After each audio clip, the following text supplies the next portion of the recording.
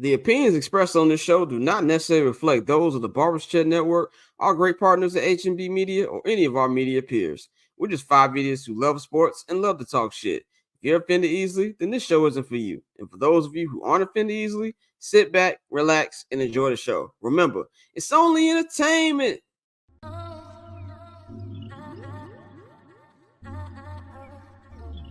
So cool. Triple double hat trick, I know the code too. Ice trade, go for trade, yeah we cold too. Getting paper on these player haters, old news. Money on the other line, so I'm not gonna hold you. Money on the other line, so I'm not gonna hold you. Money on the other line, so I'm not gonna hold you. Money on the other line, so I'm not gonna hold you. Money on the other line, so I'm not gonna hold. My agent just said we made 100 flat. Make it back and make it stack, this like no Steven Jack. Put my rings up in the camera like I needed that. Up in the air and at the rim is where I meet them at.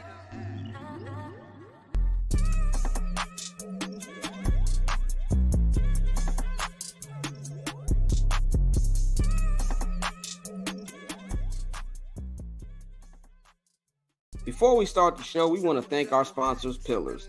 Pillars is the best clothing line in the Chicagoland area. If you're looking for a dope hoodie, a sweatsuit, shirts, shoes, or even stuff for your kids, Pillars is where you should go.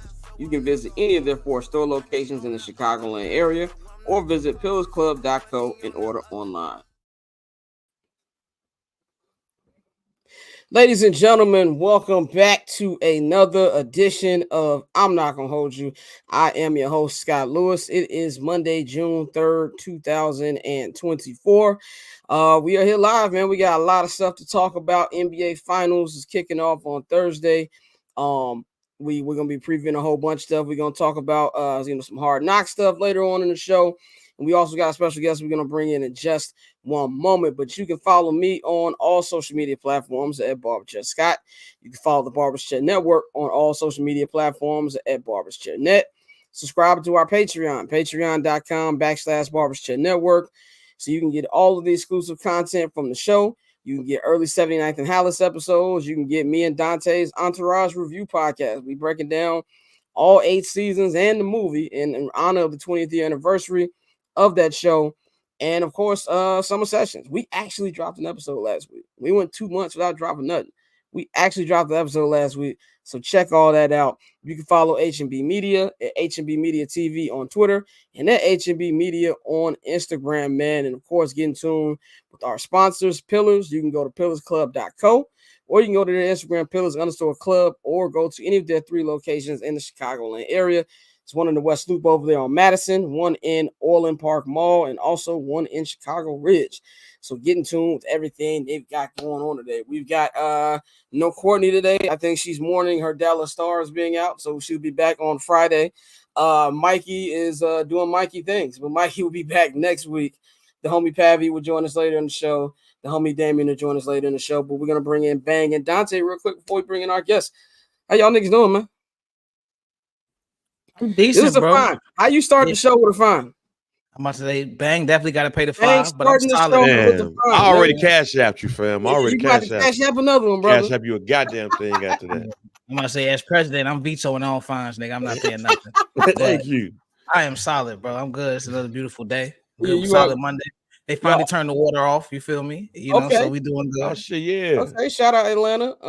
And by the way, I know, Mike, if you're watching this, them niggas still need their merchandise. Okay, shout out to our sponsors, Pillars. These niggas need their merchandise. So 3X hoodie, 2X bottom. I remember he told you got to come to the store. Remember? Yeah, because he wanted me to fit me, and then I was like, wait a minute, I had to think about it. Like I'm a grown ass man. What a little this probably y'all need to know about the store. This ain't Men's Warehouse, nigga. Right, I'm fitting for some sweatpants. That's funny. See how niggas feel about black owned businesses? Oh no, I'm supporting. I'm just saying, the white man said, "Hey, you should come to the store." I would have said I ain't getting fitted for that shit either. This ain't Men's Warehouse. Oh man, are we getting married in this? Am I getting a pillar? You just want to make sure you got the right size, man. Oh, I'm good. Yeah. I'm around here. I'm about to lose a little weight too. So me too, brother. Me too. Let's bring in our first guest. We have got we can't even say friend of the program. This is an actual good friend of mine. We've got the one and only Shakeia Taylor. If you do not know who this person is, you have been living under a rock. She is the deputy senior content editor at the Chicago Tribune. You can follow her at Curly Fro on Twitter.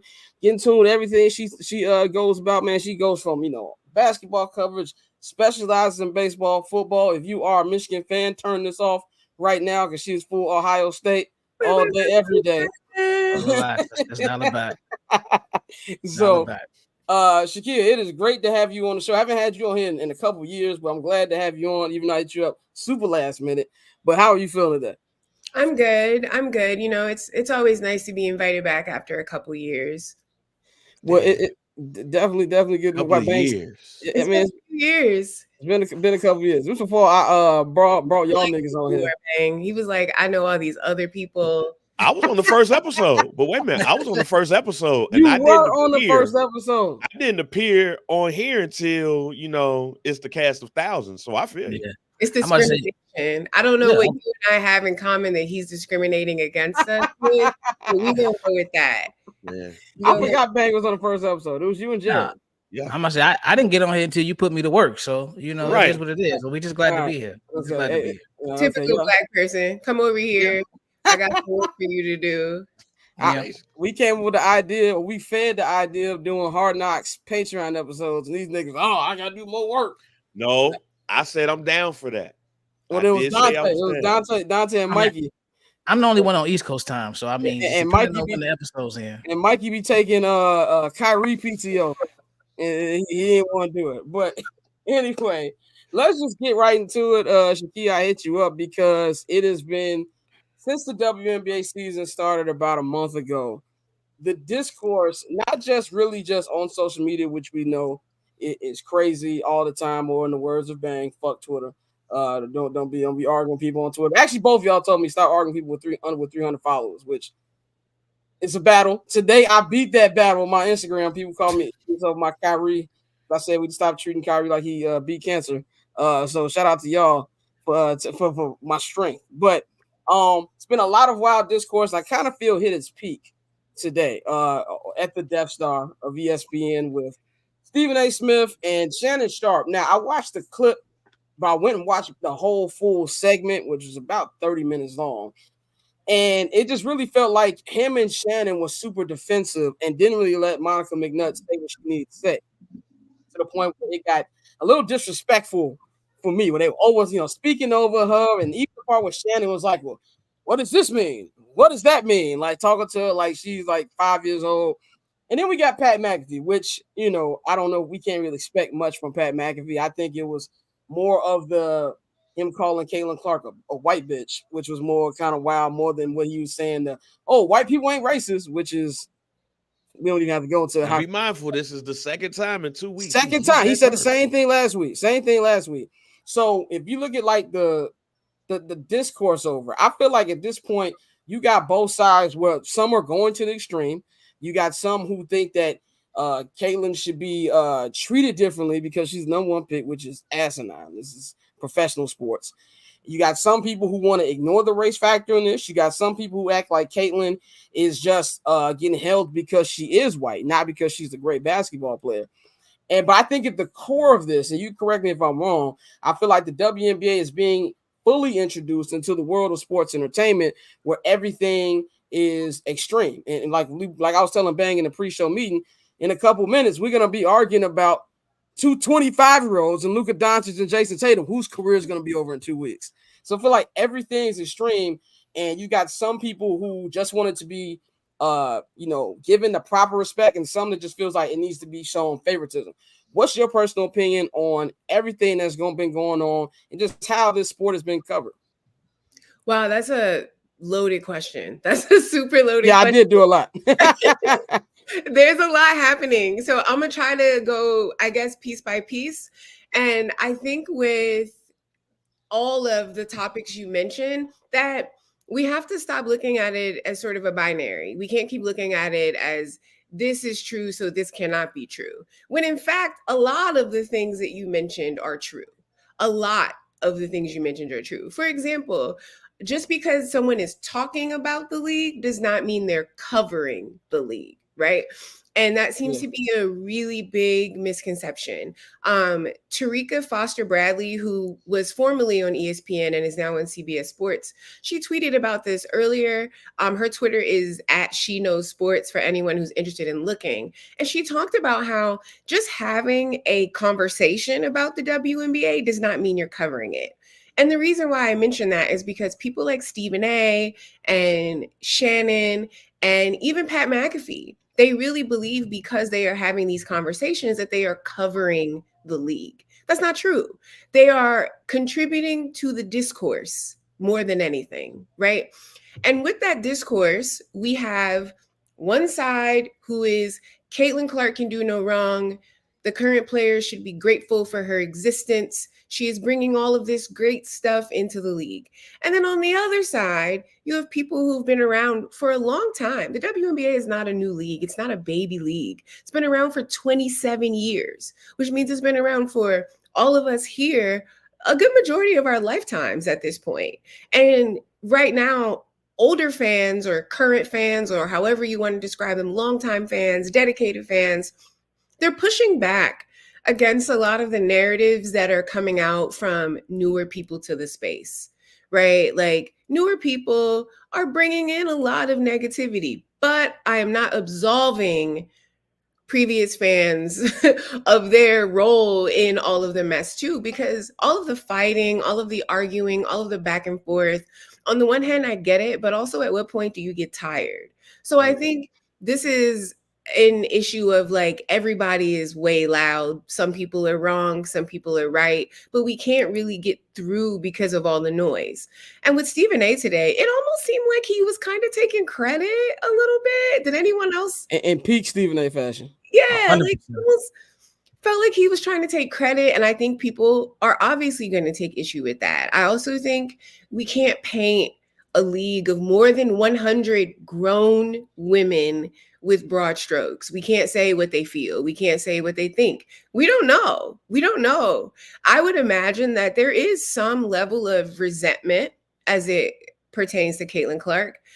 But I can also imagine that that number is probably really small, that there isn't a majority of women in the WNBA who have those feelings, right? But I don't think they're wrong if they do have them. It's more about if you act on them. There's no concerted effort to derail this girl's career. It's just not happening. You've seen people say it over and over again. It's not happening. That's a narrative being pushed by new people, which unfortunately is mostly comprised of men who aren't watching the league at all. Some of these conversations, I'm like, yeah, there's no way this person has watched any games. There's no way. Like this discussion about Caitlin Clark needing the league to go soft on her, have we never known that the first pick in the draft goes to the worst team? Like, right. I'm not sure like why there's this argument that they should go easier on her because she's new. She's not doing well because her team isn't doing well. And I would say individually, she's kind of getting hers. Against the Liberty, that's a whole nother discussion because I think she scored, 3 points? Yeah, they put her through a table. Yeah. But what do we expect in a league with so few teams? There are 12 teams. There are technically 144 spots, but every team is not carrying all that they can because you have issues of cap space, right? So this is a highly competitive league. I'm not sure I would want people to let a person float, to let a person skate, to let someone come in and just get off easy with it. That's not competition. That's also part of the problem with the perception. We think, oh, they're women, they're girls, they should just get along. When in reality, that's not how we operate.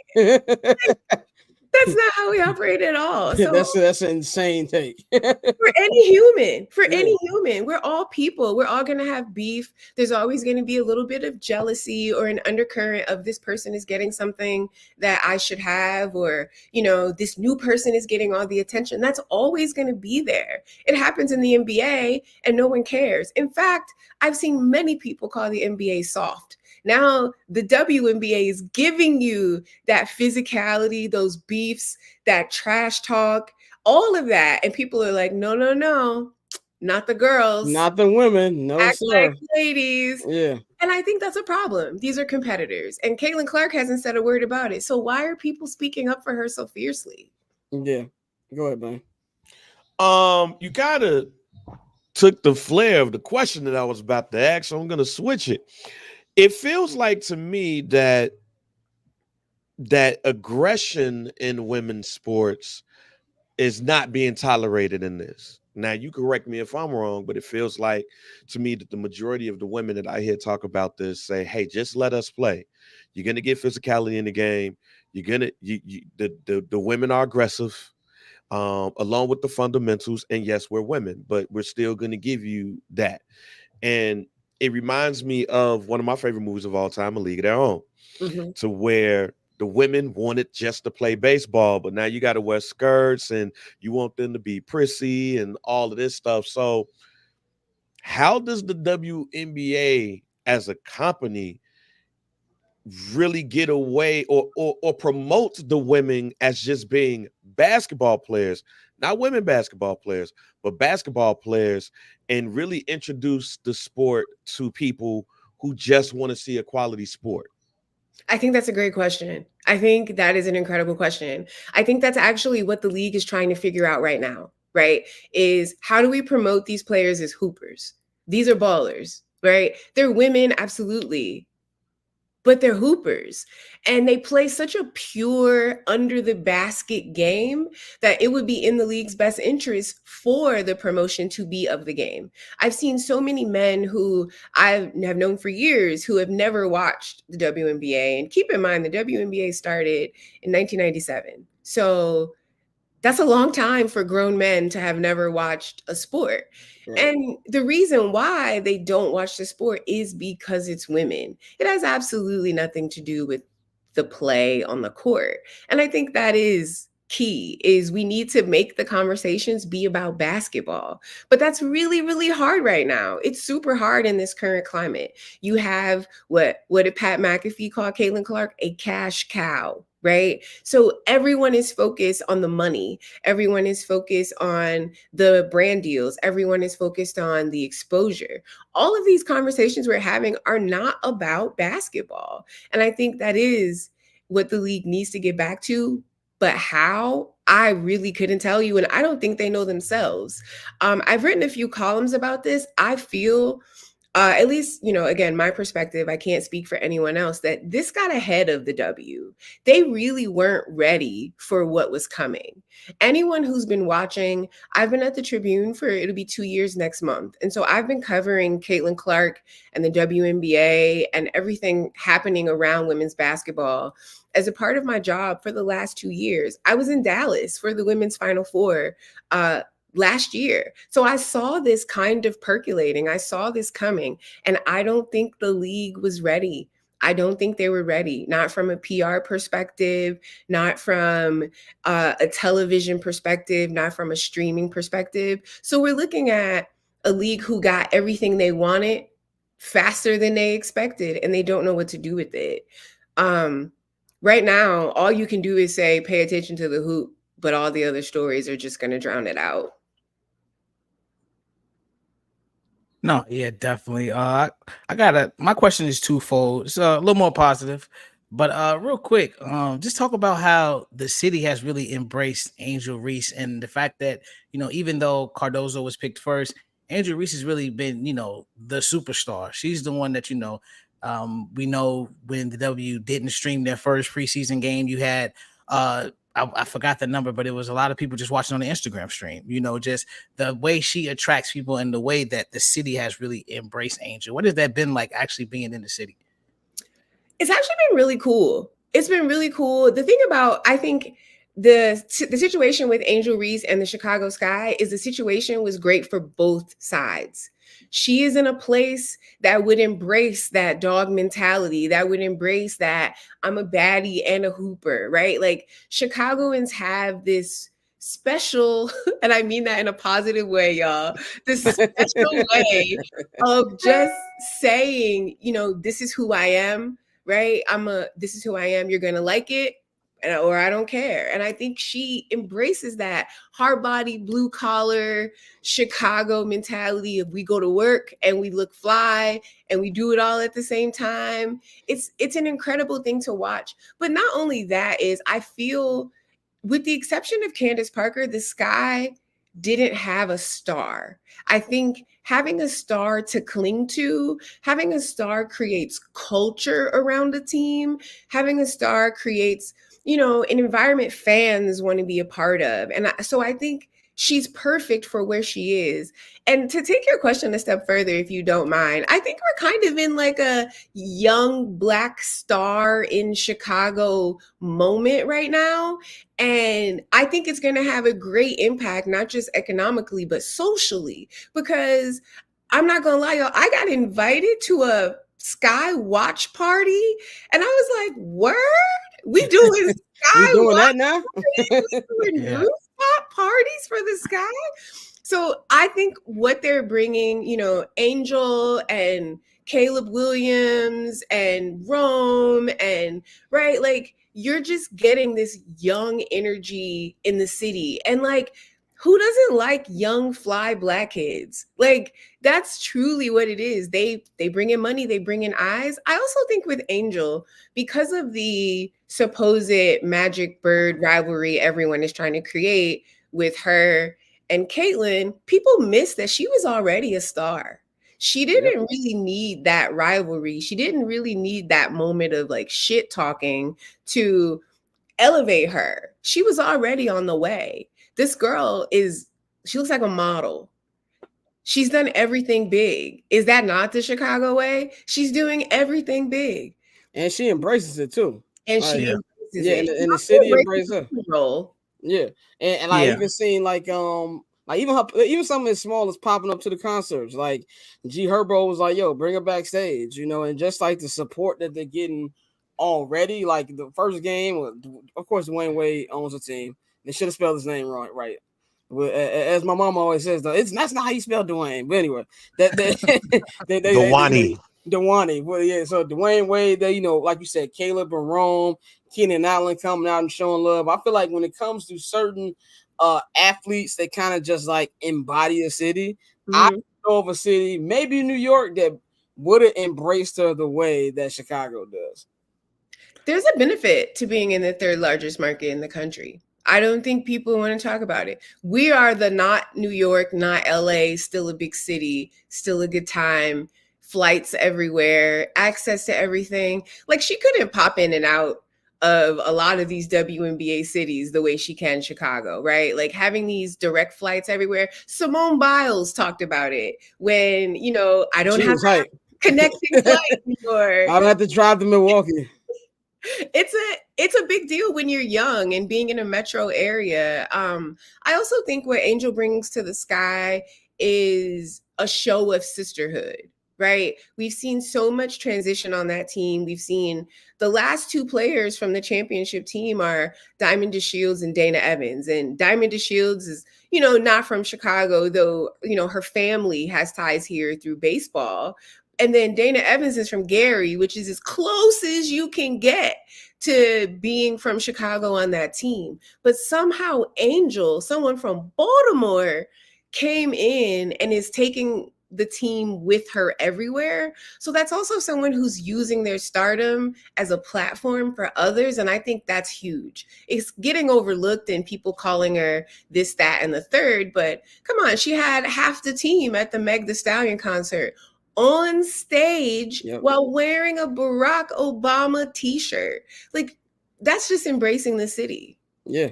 And even when you talk about embracing the city, and then Bang got one question for you, and I got one non-WNBA question for you. Even when it comes to people like who they embrace Chicago, I can get like, I just rewatched Kevin Garnett's documentary. KG was here for 1 year, and like sometimes I think he was here for a decade. Just the way he embraced the city, the way the city embraces him. It's like some people it just meshes right away. And I think that's what hers has kind of been so seamless. Like I think even when she tweeted something is where can I get my hair done? Or can I get my nails done? People was hitting up with recommendations and stuff. The 5-star Barbie had that West Side niggas real hype. I was like, no, we got to get her from out West real quick. Whoa. Had to let that one go. We had to let that one go. Y'all can't have everything, fam. I have a couple thoughts. First of all, shouts to the West Side. My cousins live out West. Shouts to the West Side. Second, I would like to fight whoever recommended my nail tech to Angel Reese. Like, because she reposted something from my nail tech on TikTok. And I was like, oh, wait a minute now. Like, love my nail tech, Jayana, love you. And I want her to get all the business. But if it start affecting my appointments, I'm going to have a problem with everybody. I'm gonna have an issue with that. Hey, celebrity nail tech, right? Nail tech to celebrity nail tech. But the thing about Chicago embracing you, I think I can speak to that on a personal level. I'm not from here. I went to college here. I work here. And yeah, I write about Chicago sports culture. And something I hear on a regular basis is people being like, you really captured the voice of the city. You really have this way of getting through to the voice of the city. And I think part of that is I'm Midwestern, right? We all have that intrinsic Midwesternness about us. But the city has embraced me so much that I now have to correct people and say that I'm not from here. Like, I got introduced for something and they were like, this is Shake, Southside Zone. Whoa, I've never even lived off the North Side. Like, what are we doing? It's wild that the city embraces people, but there's a certain something, there's a certain quality you have to have. There's a certain authenticity, blah, blah, blah.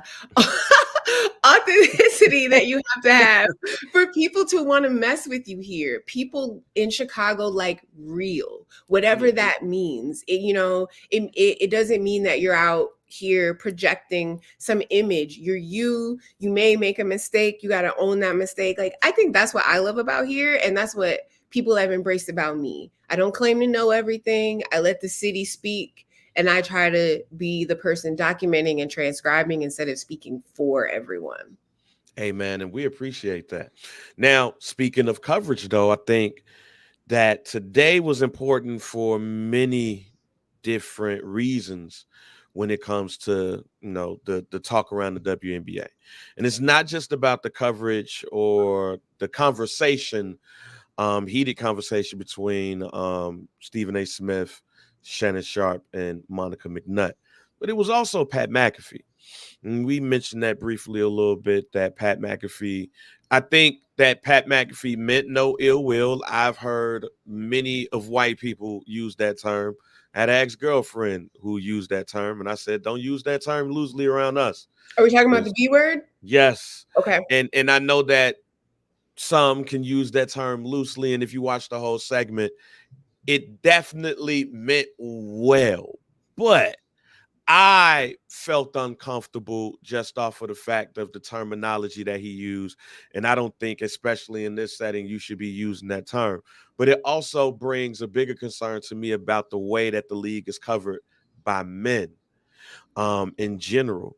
So, like, do you share that concern? Because outside of like the post-game, the pre-game, post-game, halftime show, which has been getting a lot of love lately, with college basketball and now WNBA, you still have men when it comes to the television coverage. Like, so what are your thoughts around that? And do you have any concerns about men covering the sport that they might just don't necessarily watch like that?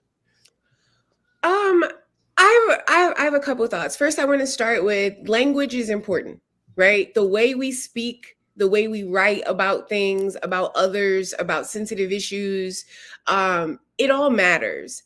And I think where Pat McAfee kind of toes the line is in his I'm not a journalist thing, right? Like, he's not a journalist, so he's not held to the same standards that say I am.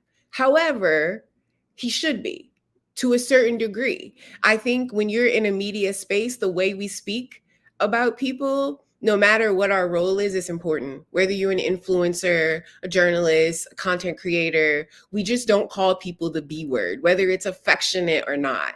I watch that and I watch for context, and I agree with you in that I don't think he meant it to be derogatory, but the B word in and of itself is seen as a derogatory term, specifically when you're referring to a woman. I wouldn't do it. You just don't do it. I've used the word socially, you know. I might be like, oh, I'm being such a B word, but you better not call me that. And I think that's kind of the cultural difference that you were bringing up when you're like, don't say that around us. Because for us, by us I mean black people, we don't really play with it like that. You have to know somebody, you have to be close, and that's something for a private conversation, a personal conversation, or a personal connection. Now, as far as men covering the WNBA, I don't really have a problem with it, only because, I mean, look at the makeup of sports journalists, period, right? Yeah. There's such a small percentage of them who are women, and then there's an even smaller percentage of them who are black, and then an even smaller percentage of them who are black women. So I don't really, on its face, have a problem with men covering the league, but I would ask that men be a little more sincere in their coverage or their conversations, that they actively watch. And I don't mean just watch when the Fever or on ESPN. I mean, you're going to have to get that WNBA League Pass subscription, grind it out like the rest of us, figure out where the game is, what time it's on, when to watch it. I think talking about hoop is for everybody. I don't really have a problem with that. Man, woman, whatever. If you're talking about hoop, let's talk about hoop. Right. But there actually is a difference in a woman's perspective on certain things. And we saw that with Monica McNutt and Stephen A. and Shannon, right? Monica was speaking as a Black woman who used to hoop, who covers both the NBA and the WNBA, and her perspective cannot be overlooked. It's an important one. Men can talk, but I'm just asking, I think, and maybe many people are, come with the level of knowledge that you would want a woman to come with. If you wouldn't let me join a conversation where I don't know shit, or I'm just talking or whatever, then don't do that. And I also think coming in and acting like you know everything is also a problem, right? Like, just talk. I think we can all have a great conversation about hoop. And maybe Scott's like, hey, Shakeia, I actually haven't seen such and such play. What you think? Yeah, I'll ask you, Dante, Pavi, because this is my first year actually really watching. So you hit the nail on the head right there. And you're being sincere. And I think that's really what people want. All of these fights don't have to be this contentious. I think what people want is people who don't know anything to be quiet or ask questions or defer to people who may know something. But I don't really think it's necessarily a gender thing, though men have made it messy. And the crazy thing about that is niggas don't be knowing sports either. I know this firsthand, right? Is that men don't really watch sports the way that some of them, let's be clear, I don't want to not all men in my mentions, but like some of them don't watch sports the way that we think they should, simply because they are men. I say that all the time. Like, I promise you, you don't want to do this with me because I've forgotten more about sports than you've ever known. So it's an interesting dance as a woman in this space. I usually just be quiet. You know me. I kick back. I'll hang back and let you be wrong. Like, and then she'll bring up later that she was right about it. I mean, I got an amazing record for being right. Yeah, you're on a hot streak right now. You go through and pull up some of my old columns. I know what I'm talking about. But I spend hours, days watching sports. Listen, I will be on a date, and the date will be like, oh, what are we about to do? We're about to watch the game. Whatever is on, we're about to turn that on. Like, so I expect that from everyone else talking about it too. Just engage. And if you don't know, let other people talk. Basically, don't listen to his singles, listen to the album tracks too. Like, do like Pavi would take a Wednesday and watch like Hawks Spurs. I'm not wasting 3 hours of my time watching that. But he probably doesn't view it as a waste. Yeah, I know because he's a basketball diehard. It's also a good game now, by the way. Oh yeah, now it is because Wemby. But I mean, pre-Wemby Spurs. But you know what I mean. But I know Dante, you had something real quick. I know No, yeah, real quick. You touched on it a little bit when you extended the question I asked you originally, but just going back to the city of Chicago and the youth movement, Connor Bedard, Angel Reese, Caleb Williams, Rome, in your fandom, like, has there ever been a city to get this type of influx of young talent at the same time? I want to put a little asterisk here on Connor Bedard. No. Um, so obviously he's great. He's dope, but we don't hear anything about him. We don't Okay. know anything about him. Yeah. NHL players, I don't want to say they're historically boring, but they're historically muted. Like they don't project personality, which is why people were drawn to like Corey Crawford because he was funny and Patrick Kane because he was extra. But everyone else, I've actually been wondering this, right? If there's another city that has had just an influx of young stars like this at the same time and coming through the draft. Right. So I think when you put all of those factors in, it might be a very unique situation. A lot of cities get that one really big star and everything, kind of goes around them. But Chicago right now, it's a hotbed for young people in sports. And I think I mentioned this earlier, but like I'm kind of hoping it trickles over. I've said this before on Twitter, but I don't know if y'all remember back in the day, the Chicago Defender used to have like a gossip column of sorts. And they would just kind of be like what is this Black celebrity doing in Chicago? What are they up to? I'm kind of hoping that comes back. I would love to be sitting and reading the paper, reading a blog, and it's like, Angel Reese has lunch at RL restaurant on Michigan Avenue, right? It's like, oh, okay, girl, what does she have? Like, I think those types of things are going to be just great. Those of us who are past 30, Everybody on here is past 35 except for Bang. So we know what the club like. Bang gonna beat my ass. Look at Pappy's face. No, Pappy's not 35. He's 33. I just said past 30. My bad. I didn't mean to age you, Pav. He's a young buck here. My bad. But I think we all can remember what the nightlife used to be like, right? And while I don't go out like that no more, I think the need to have places for these young stars to go, it could possibly kind of revitalize some of that. So you want D-Rose Lumen era, D-Rose Taj Gibson Lumen era is what you're saying.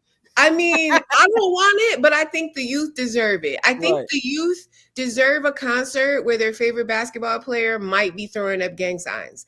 I think the youth deserve a party where people are outside whispering about who's inside, right? Y'all remember when Barbershop was filming here, aging myself, but I remember being downtown and people being like, Cubanim and Le Passage, Cubanim and this, that, and the third. Like, I think the young people can bring that energy, but I also think they can bring some dubs. Yeah. Having a winning culture and fun players and all of that, it's going to make the city, not the, factory of sadness that it's kind of become around sports. Not to steal that title from Cleveland, but because they can keep it. They need to get rid of the no shoes tonight, big dog. At the door. We ain't doing hats tonight, my G. Like, I do think they're going to bring something, and they all are very competitive, right? I kind of love how competitive they are. Caleb Williams leading a Green Bay sucks chant before he's even taken a regular season snap is bananas to me. But that's how the city gets in you and you get in the city. It's like a mutual infection, for lack of a better word. Definitely.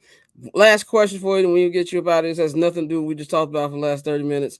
The NBA Finals coming up. Should we judge Black people who are not from Massachusetts who are Celtics fans? No. I think we should. I think you can be anti Boston's antics or whatever. Because let's keep it a bean. This about to get real racial. Oh, yes, it is. It's about to get real racial. And the Kyrie comments are going to be wild. They're absolutely going to. And maybe, honestly, this will put a damper on all of the WNBA discourse because we've just had too many days of not being able to talk about them. But no, I don't think so. And the only reason I say is because you know what I'm going to say. I'm rooting for Jason Tatum and his baby hairs. Like, come on. I am rooting vehemently against Mr. Tatum. Vehemently. And I don't even hate Jay Tatum. You just don't like him because he's light skinned, Sky. No. I support my light skinned society member. Steph Curry is on the board of members. I don't know. We putting Drake in timeout. I don't know what's going on with that. You But name one light skinned person in support of light skinned people. I just want to point that Steph out. Curry.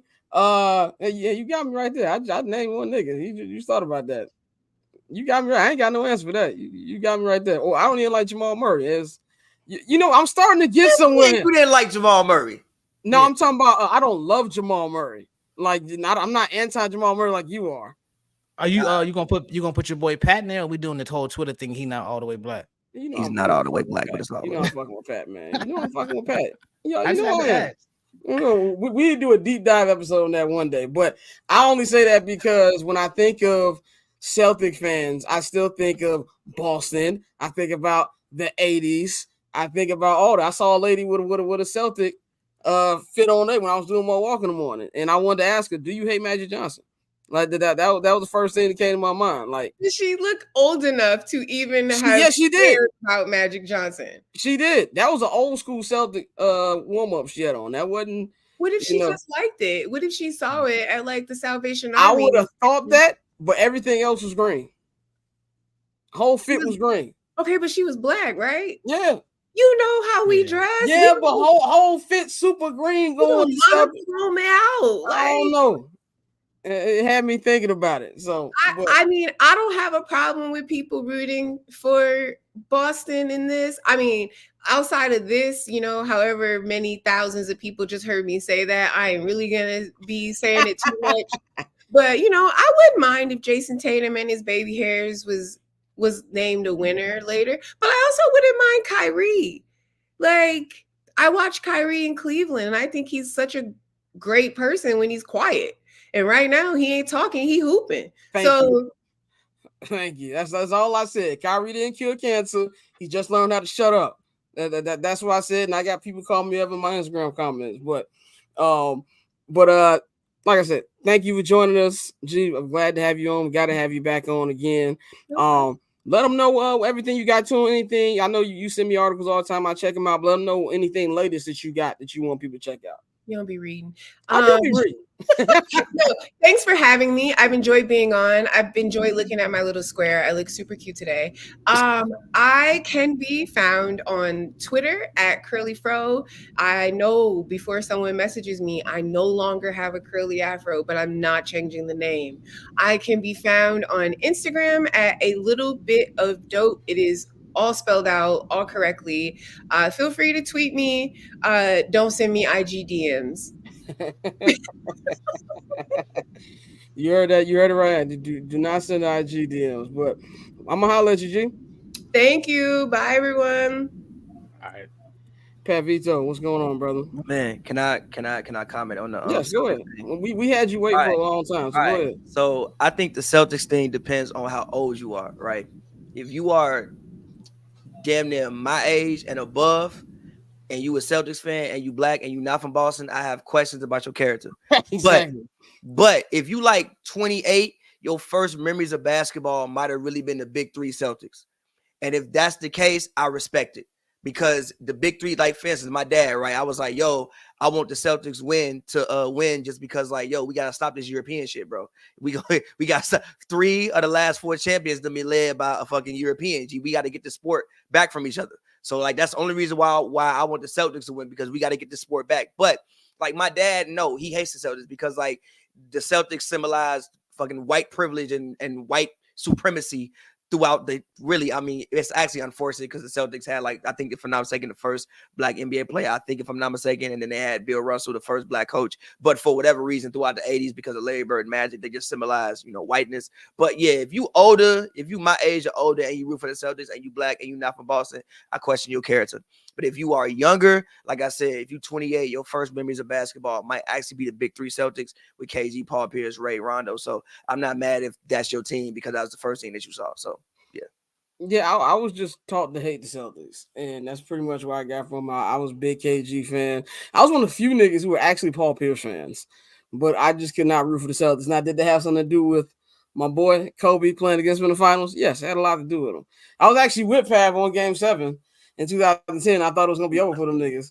We was. And, I was so fucking mad. I did not like the Lakers. That's what we was doing. We had to do summer school up in Columbia. Yeah. I'm about to drop you off, and they were down 15. When I got back home, they was leading. Even though Kobe shot terribly that game. Yeah, key rebounds, man. Key rebounds, my Key nigga. rebounds. Bang, what do you think about the black people in the Celtics thing? Are you with us, or where you at with it? I always thought it was weird. I don't give a damn if you was then or now. I always thought that shit was weird because it's the Celtics. Ain't no swag about the Celtics. Green jerseys, black shoes, white socks. It wasn't nothing jiggy about the Celtics.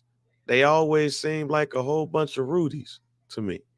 So yeah, it don't matter what age you at, even with this big three. Like, but then it was like a lot of girls who like I knew girls who had crushes on Paul Pierce, and I was like, how? Ain't nothing against Paul Pierce because I don't know his track record or anything like that outside of when KG be yelling at his ass like, Lord, cut that shit out. But I always just thought that was weird. And I'm saying this because I don't think my wife had a crush on anybody on the Celtics. But if she was here now, I'd ask her, like, yeah, you like the Celtics back in the day, didn't you? And she probably would say, yeah. I don't know why, though. I don't know why anybody would like the Celtics, not for anything racial or anything like that. It was just green jersey, black shoes, white socks. Well, nothing swaggy about the damn Celtics. Nothing at all. Yeah, no, I think I'm with Pav. Like, if you grew up in the era, because we got to think about it, it was a time for like a solid 8 to 10 years where like the Celtics, the Bruins, the Patriots were all dominant, winning championships. So if you grew up in that era, especially if you were a kid, you know, you didn't see nothing but winning, even when they didn't win championships. You know, that big three did have a couple other runs, you know, Paul Pierce, everything he did. And then when they rebuilt it with Danny Ainge. So, you know, the Celtics, in comparison to the Lakers, even though they had the rings that Shaq and Kobe won, that long ass drought that we saw with the Lakers, I don't think the Celtics drought was as long. So if you on the younger side, then I could see why you still root for him. Now, anybody else, like, your only excuse is Kevin Garnett. Like, because even don't tell me I was a Ray Allen fan and then he got traded. Fuck out of here. Like, I only like people who really tapped in. How with many hoops, genuine really Ray call Allen out fans do exactly you know? the No, niggas who tell nobody. I'm gonna say the only Ray Allen fans I know are the ones who would tell you, bro, he used to be dunking on niggas. Like, the people who always talk about how he used to be booming and his game changed. But other than that, no. Outside of that, I can't go for it. Niggas was back in the early 2000s. There was like a couple fans. There was Kobe stans like myself. Everybody was an Iverson stan. T-Mac stans. T-Mac stans were like Smack DVD niggas. Like, oh well, some song could out rap Hove. Like he was. That's usually what most T-Mac fans were. If you was an AI fan, you rock with T-Mac. Yeah, I was an AI fan. I ain't rock with T-Mac. I think because I think a lot of that shit was tied into people hating Kobe, and this goes into a deeper, darker conversation that we don't like to have. That I always bring up. Let's just have it. Let's just have it. Me and Scott as a resident, as a resident card carrying Kobe stan, G, had the nappy fro since I was a shorty. I had the moon boot like beans. I had the moon boot beans in 02. I didn't like Kobe until the Muse documentary. And I was like, oh damn, you actually kind of cool. You know what that is? Liking Kobe after the Muse documentary is like white people who liked Muhammad Ali after he couldn't be able to talk no more. Like that to me is almost the same. Oh, well, Muhammad was great. Yeah, he can't talk, nigga. That's why you saying that. You know what I'm saying?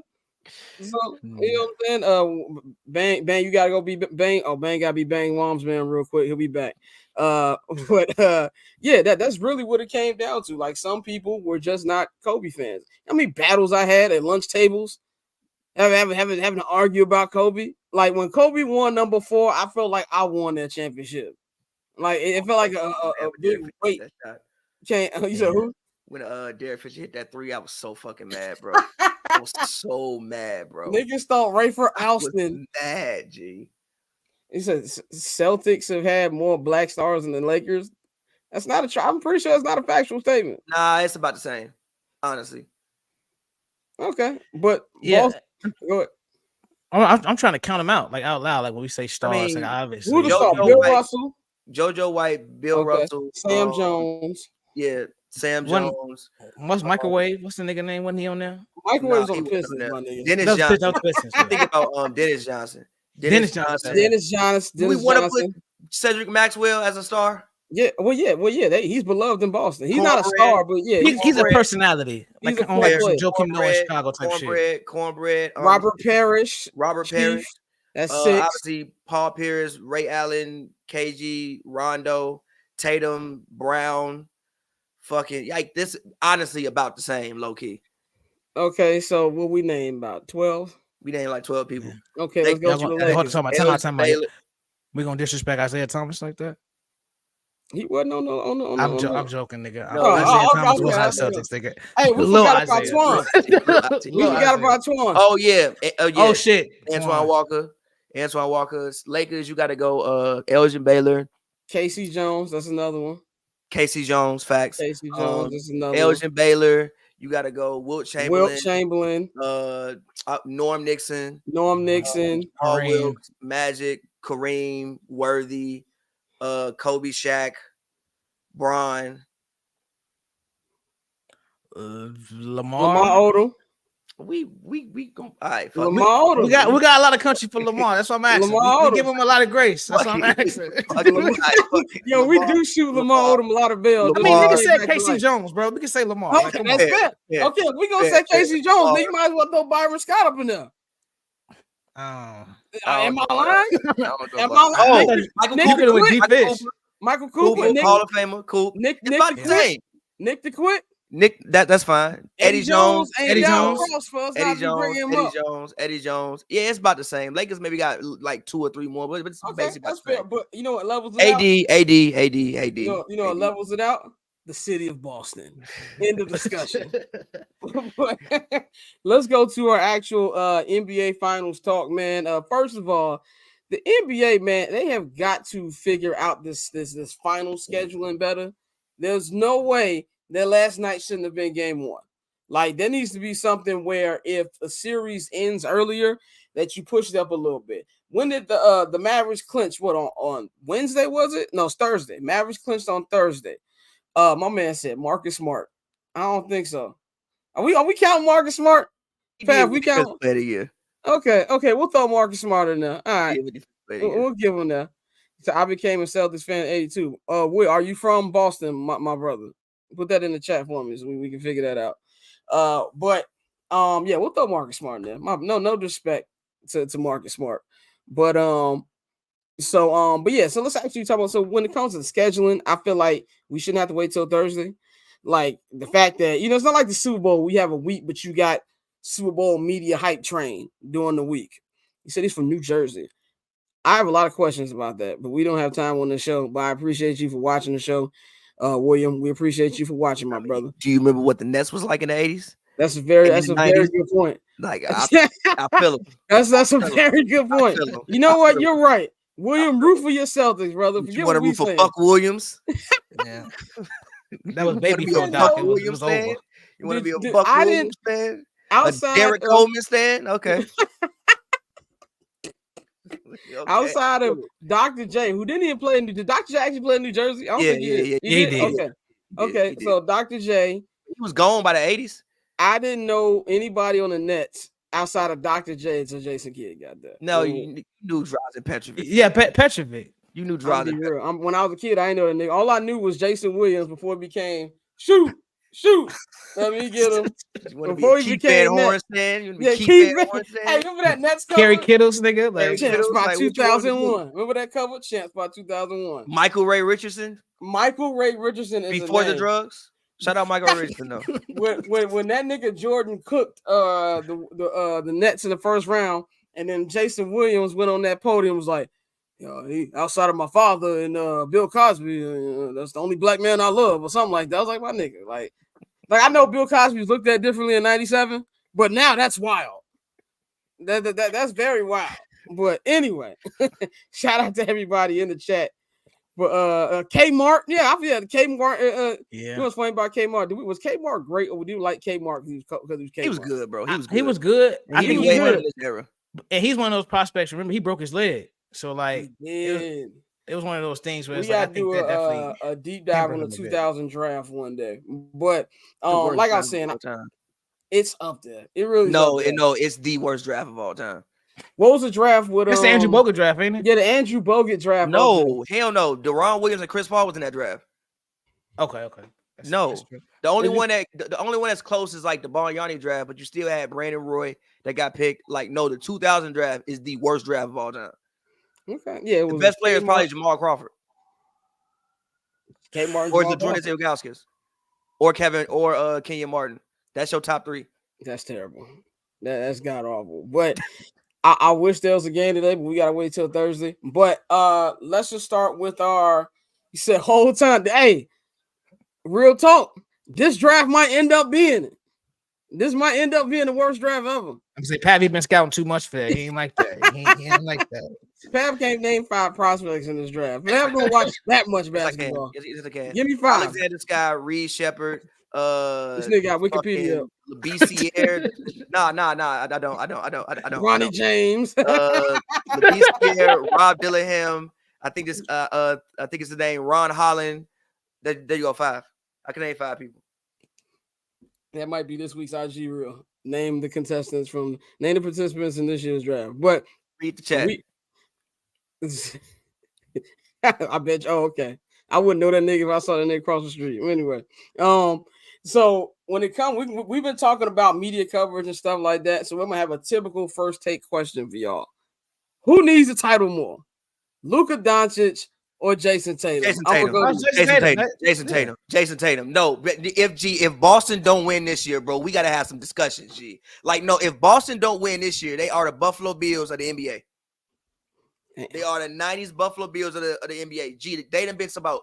G, do we realize they done been to conference finals like every year for like the past 7 years? Yeah. They done been there like every single year, bro. Now, granted, I know the team. Obviously, Tatum is younger and Brown is still young. These aren't old guys, but bro, at some point, G, y'all got to get this done. They should win this series. Even when you look at the team they have, like, bro, the whole starting lineup has, if I'm not mistaken, besides Derek White, who is a superstar role player, has been to an All-Star game. You got 4 All-Stars, really 5 All-Stars, because Horford have been the one. I know he's older now, but he's still been to a All-Star game. Like, he has a borderline Hall of Fame career. He might not make it, but a borderline Hall of Fame career. Said Tatum just PG if they PG no, light, like they lose. The Boston Celtics. That's facts. That's facts. No, he's still better than Paul George, bro. Like, Paul George George is 7. But I'm talking about narrative-wise. Narrative-wise, he's still better than Paul George, bro. I'm sorry. He done been to 7 conference finals. Now, granted, I know that he done lost, but he done been to PG done been to 1. That's a lot. PG done been to 1. PG been to 3. PG been to 3. Right, 2 in Indiana. You right, 3. You right, 3. Still, went head to head with Brown before he broke his leg. You right. That feel like a whole different career ago. Like, you right. But still, it's Jason Tatum, bro. Jason Tatum needs his ring. Like, I feel like Jason Tatum just isn't respected. Like, even when you talk about MVP talks, we don't even mention Jason Tatum. Now, granted, I don't think he should be mentioned, but we literally don't mention him, like, at all. He didn't get a single vote. Like, they won 66 games, if I'm not mistaken. He didn't get a vote. When the last person you seen won 66 games and be the best player on the best team and didn't even get an MVP vote? I'm not trying to convince myself of that. I think Boston should win, but we'll get into our picks later. But go ahead, Dante. I'm gonna say no. The question it was, who do we think needs the ring? Needs one, right? Exactly. That's the question. Like, no, and I agree. It's Jason, because like everything we've said, like, he's been to the peak of the mountain. He just ain't crossed that motherfucker yet. And it's, when it's only a matter of like how many times are we gonna watch you get there, and you can't always just use the excuse that they ran into a better matchup. And I think this year, especially when you have like you said, bro, you can't hide nobody on defense. They got 5, they all defend well, so I think the matchups, even though, like I said last episode, just don't put Drew on. Don't put Drew on Luka. I know they won't, but don't do it, please. Like, I love Drew, but I think Luka will cook him. But I think in terms of the narratives and everything we've heard with Jason Tatum and the way everybody tries to nitpick at him, because last series, I think he led us in points, rebounds, assists, and something else, and still didn't get the MVP. And still didn't get MVP because niggas got eyes and saw how many times he got bailed out. That's why. And I'm not saying, look, I'm not one of these. Oh, Jaylen Brown better. No, he's not. Let Jaylen Brown see double teams every night. Jason Tatum also has one of the worst final series from a star in recent memory. We don't talk about it. Me and you talk about it. We talk about it. I'm The gonna North further. remembers. The whole that whole playoffs was god awful. overrated. He Yeah. had 100 turnovers. That He is had his the most NBA turnovers in record. NBA history. Yeah, No, he was wild. God awful. It was He god made- awful. bro. He made Andrew Wiggins look like Dennis Rodman. Andrew Wiggins got another $100 million deal for guarding him, bro. He created multiple G. Andrew Wiggins' family will never know struggle, G. It could be 3,000, year He got 3,000. generational wealth. And his family will never know struggle because of the shit Jason Tatum allowed to get done to him. His family will never know struggle. That's Tatum's fault. He said, "Who's Luka gonna guard on Boston?" Oh, we not worried about that with Luka. I'm not worried about what Luka guarding. Yeah, we ain't worried about that. I I'm ain't worried about worried him getting 40. Who gonna guard Kyrie when the ghost of Malcolm X creeps to him?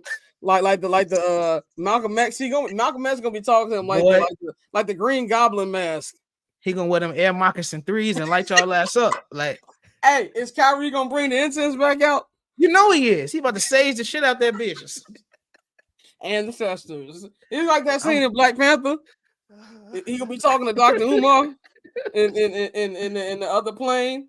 And when T'Challa was like, I am your king now. You're gonna be doing that before game 1. But I'm with y'all. Tatum has got to get it because I don't want to say anybody's playing with house money, because once you make it to the NBA finals, no, you're not paying with house money. If you lose, nigga, you lost the NBA championship. And like we've been saying about Minneapolis, and like we've been saying about the Timberwolves, like we've been saying about OKC, the NBA kind of moves like the NFL now as far as windows. You know what I'm saying? Like we don't know if they're gonna be back here next year. You know, it could be the Marino thing when we get there and he don't get back. So Luka needs to win as well. But we not gonna cook Luka the way we gonna cook Tatum if they lose. In fact, we're gonna talk about this later in the segment about what I think a win will do for Luka. But Tatum gotta win. Tatum has to win, because it goes to our next topic, is do or die for these niggas. Like, on paper, this is statistically, I'm not saying it's the best. Statistically, this is the best Celtic team ever. Just all straight up, they have a historic offense, historic defense, all that. They're supposed to win. I think they're heavy favorites in Vegas. I wish Mikey was here so he could 100% tell me or not. But they're heavy favorites in Vegas. They should be. And I feel like their road to the finals, yes, it wasn't the sexiest thing. I wish they'd have beat these players with the star players playing majority of it. But you play who you play. You play who you play. And you got to give them credit for that last game against Indiana. They came back from 18. You know what I'm saying? So while I think it's smelly and they got to prove it to me, and I still want to see how they're going to be at the end of games when it's actually a close game against a team of this caliber, but they're supposed to win. If they don't win, I don't know. I'm not saying you break up the team. I think that's asinine. You gotta do some shit though, but you gotta do something. You gotta shuffle the deck somehow. You gotta do something, bro. You gotta do something, bro. Yeah, go ahead, Pat. What you think about like the ramifications for the Celtic organization? Something got to happen, bro. The coach got to get fired. Like something got to happen, bro. I'm sorry, like, bro. You won 66 games. You got Jaylen Brown getting paid $300 million. You got Jason Taylor, and it's also with the second apron coming in next season. This is gonna be a very expensive team, bro. Like you got two people in your starting lineup getting paid $100 million. I think the salary cap is what, 160.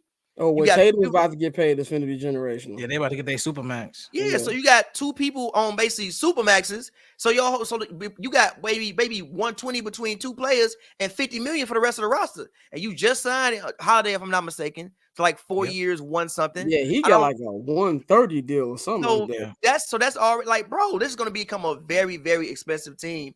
And if they haven't shown the ability to be able to win, like the big one, win it, then you have to look to make some changes at some point. I don't know what those changes are, but heads got to roll, bro. Especially if they go out there and lose in embarrassing fashion. My bad, Fabi. Shout out my guy William. Latte Larry, yeah, we are curb enthusiasts. Shout out to you for being a member. Go ahead, Pat. Now, if you go out there and lose on like a last minute buzzer beat in game 7, all right, man, you know what, whatever. But if you go out there, you losing. No, hold on. He can't get cooked on that last minute, but he can't be on He can't defense. get cooked. He can't get Yeah, cooked. he can't be the one. He can't get Paul George. So if he get Paul George, it's gonna get ugly out here, boy. Yeah. So yeah, man. I just yes, I don't. If they do lose, I don't know what they do, but something got to get done. That is for somebody who make way more money to decide than me, but they got to decide something. Yeah, and I think it would obviously have to be just the reshuffling of the role players in some fashion, because as much as we want them to finally get a ring, you don't break up Tatum and Brown, like you, in my opinion, unless if I can't even say which one you would move, because obviously they both are extremely valuable. There's no trade unless Greg Popovich got drugged and said, "Do you want Wemby?" There's no trade. Yeah, like there's no trade based off what they've accomplished together and the age that you would do that is really worth it in my eyes. So I think if you saw anything with a loss, it would be a reshuffling of the role players, and even with the coach. Like this ain't Milwaukee. Like obviously something was going on behind the scenes for bro to get tossed. You're not firing that man after he won 66 games. G. That would just be crazy. Unless he gets smoked. Like unless Luka unless they come out there and Dallas has a generational performance and they get them out of here in 5 games. They lose in 5 games and you got to make a change. Hey man, don't let Kyrie and that white boy. We talk about Caitlin Clark. Y'all better thank y'all lucky stars. Luka ain't from Kentucky. Nigga, you think you heard Caleb? You think you heard Caitlin Clark discussion? You ain't heard every billboard in America, boy. You better be lucky this nigga's from Slovenia. I'm with you. I don't know. Like you said, Pat. Like it's not. This is Brad Stevens' job to figure out. They don't. They have to. If they lose, it has to be in. Man, they gave their best. You know what I'm saying? One of them type of situation. It has to be like how the 2007 Patriots lost. Like. Yeah. Come on. Some miracles happened, G. Tyree wasn't even in the league 2 years later. Like, literally, that was his last catch in the NFL. It was. It's even worse. It's his last catch in the NFL. Which is funny. He didn't know. He didn't play the next season. He didn't play the next season. Now, he said Williams says that the Celtics will beat every team in NBA except Denver Nuggets. Last time Denver was on vacation. Yeah, but the regular season is different, brother. Regular season playoffs, 2 different things. This Mavericks team isn't the same team that even played the Clippers in the first round. I feel like they matured so much since then. I've never seen no shit like this. Like it's incredible. Tumbo, this nigga Derrick Jones Jr. can shoot now. PJ Washington is fucking Scottie Pippen. What the fuck is going on? What the fuck is going on? Yeah, even Dante Exum hitting threes. Like Lively out there passing like Vlade Divac. G, what are we doing, bro? Lively out there looking like early 1991 Finals Divac. Like what are we doing? Yeah, man. It's that rare. It's one of the few ways now. I think if you want to have those 2 superstars, this is the type of team you have to build. Where you have not only role players, but role players who know they role and embrace that motherfucker. Like that's one of the things that made the Warriors so great, because obviously outside of the Splash Brothers and Draymond, you had role players like Sean Livingston who knew they role and excelled at they role. So I think that's what we've seen from Dallas ever since the trade deadline. Like, and you got to give a shout out to Jason Kidd, because like for years people were shitting on him as a head coach, and now here he is on the precipice of being the first person to win a title as a player and a coach with the same team. Obviously, Bill Russell was a player coach, but he would be the first to do it as an official, as head coach and player. So it's a lot on the line, bro.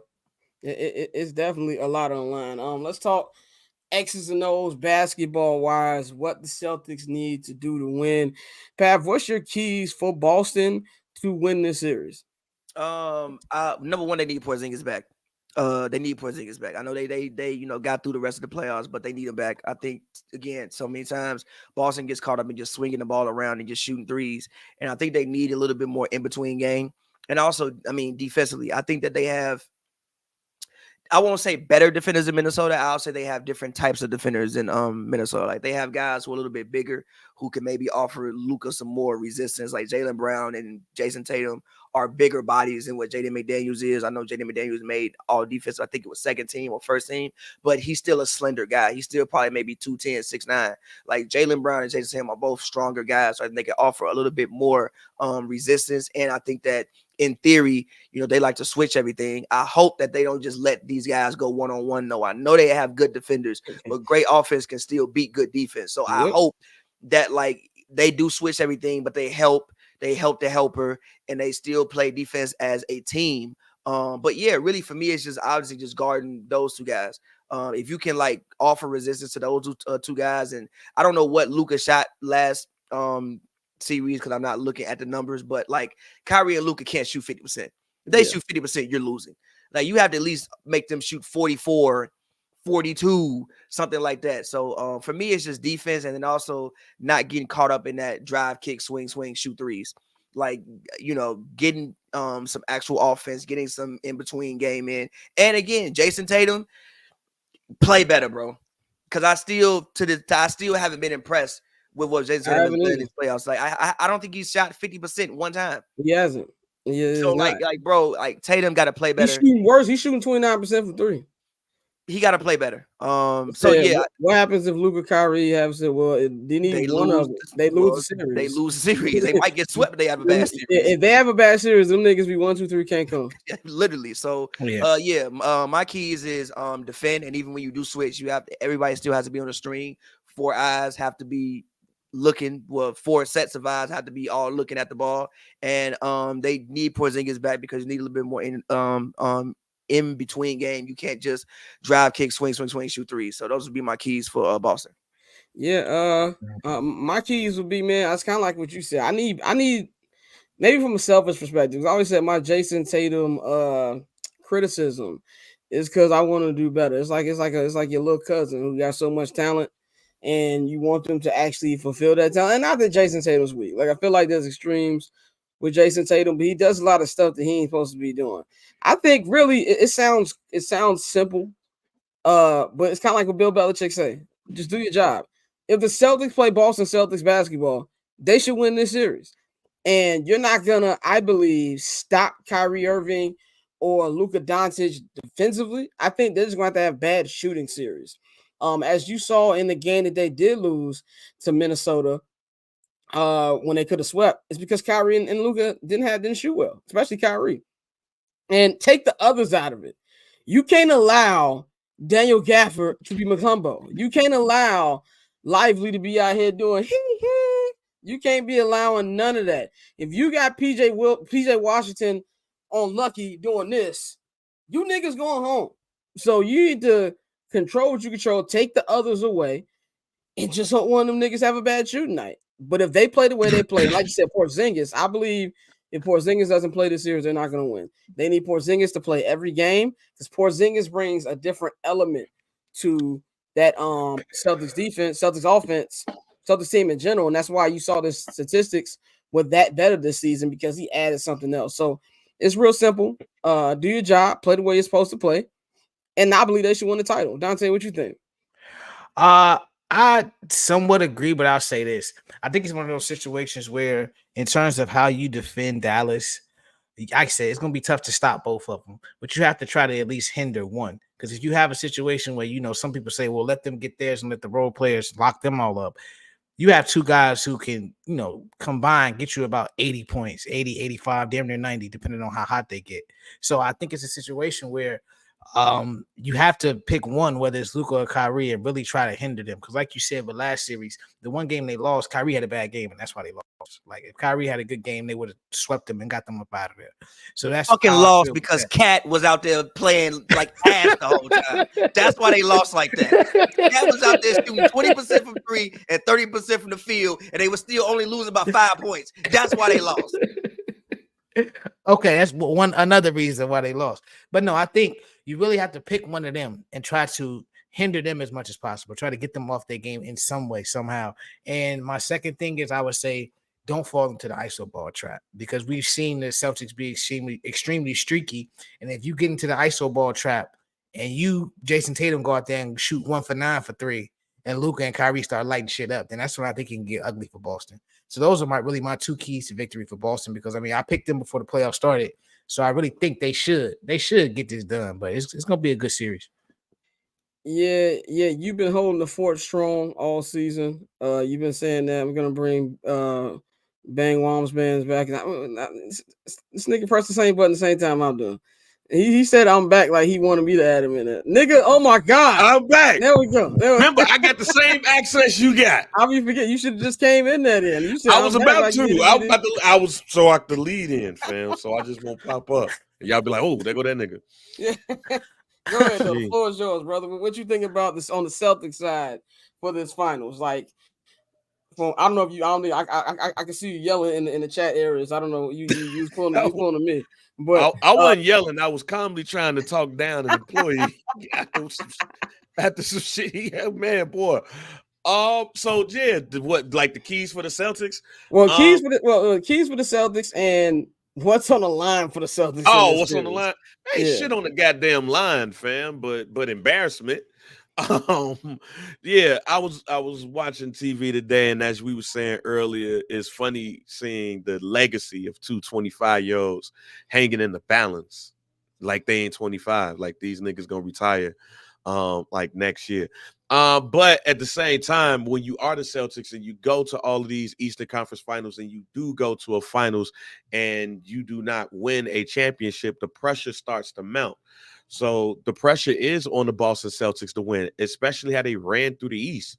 Running through the East the way that they did also puts a certain amount of pressure on you, because like after a while, people tend to think that you will dominate. That being said, I think some of the keys for the Celtics is, can Jason Tatum bounce back? Can he match?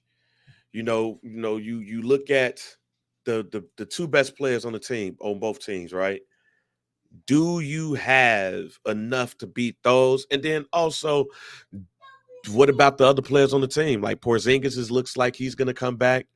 Can Mazzulla, can he not could he not be out coached by Jason Kidd? Could he not do stupid shit? Like there's a lot enough from the Celtics on the Celtics side where you definitely have some questions, but when you run through your conference the way that you do, and you have, I guess, two of the top 10 players in the NBA, top 15. If anybody want to debate it, and Jason Tatum and Jaylen Brown, you should do that. And William, I'm talking about the Eastern Conference Finals, not talking about just the NBA in this case, just sticking it to the Eastern Conference Finals, because we don't give a damn about the regular season no more. That's why. But shouts out to you, William D. Jacksonville. But yeah, we'll see what happens, but it's a lot of pressure on them. A lot of pressure on him. We're going to talk about this one thing when Damian gets on here. But Angel Reese just kind of went off in her media. I saw. Yeah, she went crazy. It ain't just her, it's me. She ain't just her, it's me too. She said, that's why we love her. I'm like, I feel like should tell Pac hold his head. We riding with him. But let's move on to the Mavericks side of this. Me, Bang, and Dante talked about the Mavs run on Friday. If you want to see what we said, you can check out the clip, or you can just go to my Instagram and see people calling me an idiot in my IG comments from what we said. But Pav, what's your thought on the Mavericks run from the last year and a half, from Kyrie being outed of Brooklyn to where they are now? I mean, I think it's been incredible, and management looks like geniuses. Even bringing in guys like PJ Washington, who was in Charlotte. Charlotte, he never played winning basketball, and him being able to come in and play winning basketball. Even like I thought they was tripping for tanking last season, but they tanked and they they kept their pick, and they picked up Lively, who has, he couldn't have won Rookie of the Year, but if you gave a Rookie of the Year award for the playoffs, it's Derek Lively. So I think that they just look like geniuses. In general, they got. Even they lost Jalen Brunson, but then you get Kyrie Irving. You get literally the best possible person that you could possibly put next to Luka Doncic. I remember thinking back in the, I think I tweeted this a long time ago or said it on the show, the person you would need to play next to Luka Doncic is like Kyrie Irving, and they literally got Kyrie Irving. And just the guys buying in and playing defense. I mean, even fuck Kyrie's offense. I've been impressed with Kyrie's defense. Like the whole playoffs, Kyrie has Him and Luka, honestly. Yeah, like the whole playoffs. Like if we made an all defensive team for the playoffs, Kyrie Irving is first team all defense for the playoffs in my book. Like he's been locking up. So I mean, I think the whole thing is incredible.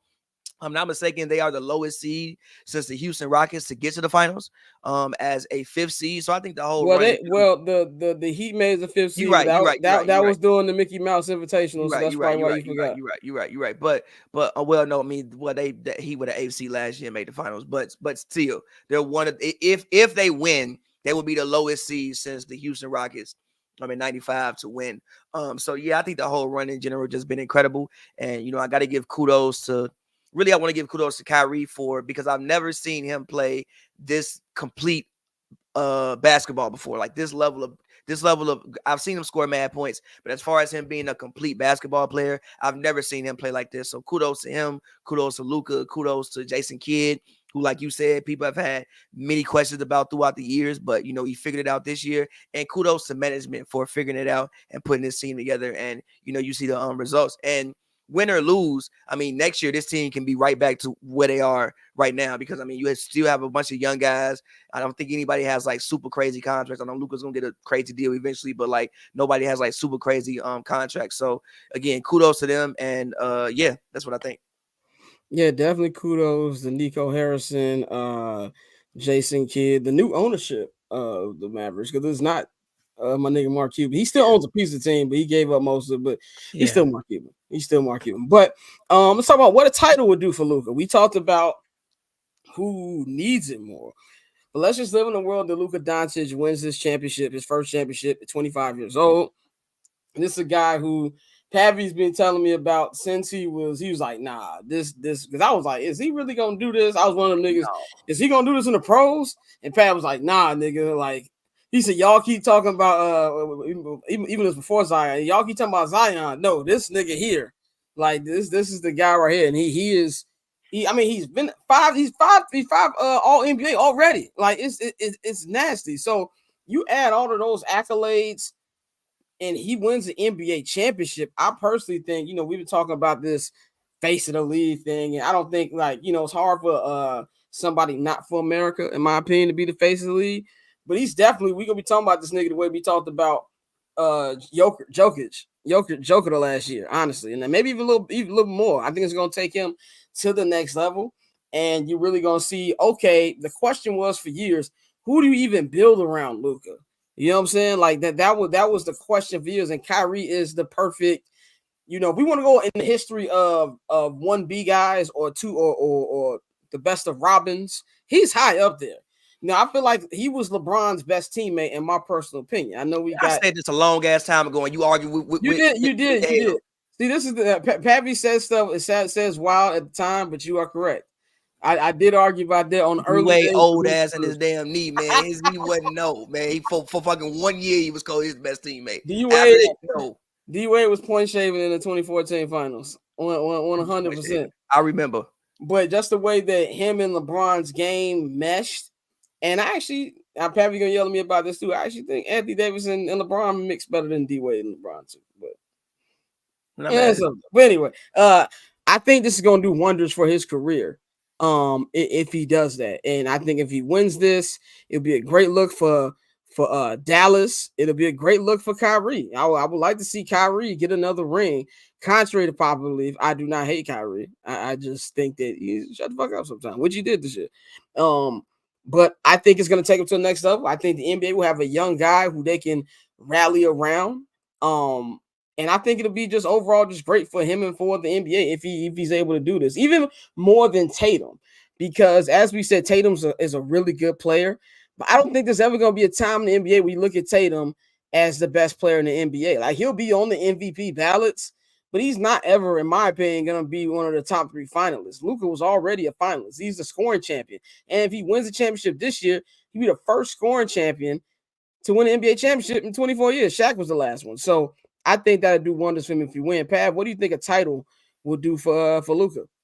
I think it would start heading him towards GOAT conversations. Like, seriously. I mean, you played the league 5 years. He already, 5-time first team All NBA. He's 24, 25 years old. If he wins this year, win or lose, he's probably going to win MVP next year. Just he's going to put up the numbers. And usually you got to like lose a couple times before you win MVP. And yeah, I mean, if he gets a ring this year, especially, I think that even with the way he out there on the court talking to people crazy. Like, he out there on the court talking to people insane. If you let him win a ring, yeah, it's gonna be like, bro. Like, if you give him the confidence of actually winning a ring and with the way he's talking to people right now, parade Luka. as like listen, as long as his body holds up, because granted he don't have the African blood. You know, even when you for real, he don't have You don't have the strength of the Black He Panther. don't look like, like he's like the most fit guy in the world. Like, I mean, it works for him. It isn't like he's the most fit guy in the world. But as long as his body holds up, I mean, why can't he win 2-3 MVPs? Why can't he get a couple more rings? Why can't he be, I don't know, 12-time, 13, 14-time All NBA first team? Like, he would be putting if he wins, I think already he's putting his name in like a special hat, but it would be a different type of special hat if he's able to win this ring this year and continue it. Because again, the man's 25 years old. So long as let's say his body does hold up for the next, I don't know, 14 years. You know, I mean, I don't even want to think about what the numbers that he could, amass and, where his lore would be in NBA history. But yeah, if he wins this one, he's putting his name into a really, really, really, really, really special hat. Dante, what you think? No, that Pav just hit the nail on the head. Like, for you to win an NBA championship, and then honestly, we all pretty much know if they win NBA championship, he'll probably be MVP. He'll be 25 on the NBA Finals MVP, 5-time All NBA, 5-time All Star. Based on everything he's done so far at this young age, it would definitely catapult him into that conversation and start to stack his resume. I think Orlando talked about him being named as the best player in the league. I think that's already a conversation, and it's also kind of disingenuous when somebody wins the ring and we just say, okay, this is the best nigga in the league. They tried it with Giannis. He ain't been back since. It's one of those things where every time somebody wins a ring, we don't have to have that conversation. Yeah. But with everything Luka's done, I could see that easily being the start of that conversation for Luka. Like, is he the best player in the league? Because you've had people whisper that, or some people just say they're not even whisper. You have some people who feel that way now. So I think this would just take a lot of the he's not a winner shit off of him. And then it would completely change that conversation at an age where it's important, because if he don't, then you look up and you Paul George, even though he's way better than Paul George. But the narrative starts to go to, you can't win, you can't do this, you can't do that. So that would just change everything. I noticed Paul George is the Meg Griffin of the NBA. Nobody likes Paul George, bro. People love Paul George. The young players love him. Paul George. Players. People love Paul George. We just maybe don't love Paul George. People younger than us love Paul George. Okay, well, us niggas who are Paul George age group, they treat that nigga like Meg Griffin. Shout out to William in the chat. He says, really enjoy you guys' content. Very respectful conversation. We appreciate you, William, for watching. We could be talking to air right now. Hey man, he said a joy. A joy. I'm about to say this. Normally we not respectful. So normally we don't get that. Yeah. Well, William D. Jacksonville, like, yo, a joy. Shout out. How old are you? He said even a Celtics fan since '82. So y'all in the same age group. No, I was born in '82. Bang gonna put a bottle over my head like Shawn Michaels. I'm stop calling me Unc. I'm gonna Steve Stout your ass. That's what I'm doing. That's bad timing. It is bad timing. It's bad timing. Hey man, Kanye West apparently was beating his meat in front of his assistant too now. So so he pulled the Vin Diesel. He's a point. Hey, you know this Dominic Toretto that went under the radar, nigga. They was like Vin Diesel was beating off in front of his assistant. They was like, tell him Fast 12's getting pushed back here. And then nobody talked about it. But you said Stephen A. Smith dropped his diss track. Yeah, he dropped his diss track. On his platform. Yeah, on this platform. I was trying to listen to it for a little bit, but he just dropped that joint right there. So that's gonna be interesting to see or listen to. Yeah, go ahead, Bang. What you think a title do for Luka? Hey man, I was looking at Pav crazy when he said GOAT conversation, but then I thought about it. It's like, well, the way we talk about sports right now and the way Luke has been since he's entered the league, and how if they do win this is a potential back-to-back team too. I think both of these teams are potential back-to-back teams because Luka is definitely somebody that you don't want to give an opportunity to win a title to, because once he gets it, I don't think he's going to let up. I at least hope that he don't let up. I hope he don't go grab a six-pack of malt liquor to celebrate. With that being said, man, this would do wonders for Luka. This would put him among the greats the way we talk about sports today. So, and I was just about to say that. I didn't even see that over there because I still got it on the other chat. But yes, if this were to happen, all the Luka and Bron before 25 conversation is fever pitched. It is fever pitched. Because when did LeBron James win his first title? Like 27. I think it was like 27, 28. I So don't agree, by the way, but yes, it will be yes. man, it would be fever pitch. Oh, Luca did this before Bron at 25. Just you Luka wait, did you see this, what I got up my did sleeve, that. brother. This, that. Just Oh, you wait better, till you see what I got under my sleeve. boy, you better believe. And I hate to say what I'm about to say, but it happens to people like us when it comes to stuff like this. Boy, let LeBron James Jr. be Huff in the league. Then it's going to start being LeBron is forcing this, forcing that, and then the tide is going to turn. But then Luka out there with a man, ring. did you read my 2025 playbook? No, I did. No, I didn't. Did you take my playbook like they took Trent Dilfer's playbook in the 2000 AFC Championship game? No, I didn't. But let me guess, we on the same page? Oh, we on the same page, nigga. I'm right with you. See what happens when you force children, man. I'm telling you, I just That's feel nasty. like I just feel like I have no shame, brother. I just feel like that this is the start of the tide turning around LeBron and the conversation. And if you got somebody like a Luka that is going to come through and be that champion, oh man, boy, the narratives in 2024, 2025. It's gonna be something special. Nasty. It's gonna be something special. Let's go to what the Mavs need to do to win. Give our keys to that path. We're gonna give you the floor. What do the Mavericks need to do to walk out of here with their second franchise championship? Guard and let go and let Kyrie and Luka. And if they if they like can continue to play defense the way that they've been playing defense, really honestly since the All-Star break. I know that we kind of like just noticed in the playoffs, but they've been a really great defensive team since they made these trades. So they continue to guard. And if Kyrie and Luka can continue, creating offense the way that they've been creating offense at even a higher level than what they've been even doing in the previous series, then they're in good shape. But I think it's really simple for both teams. I think both teams, like at this point, you in the NBA Finals, just keep doing what you was doing, but do it the best that you've ever done it.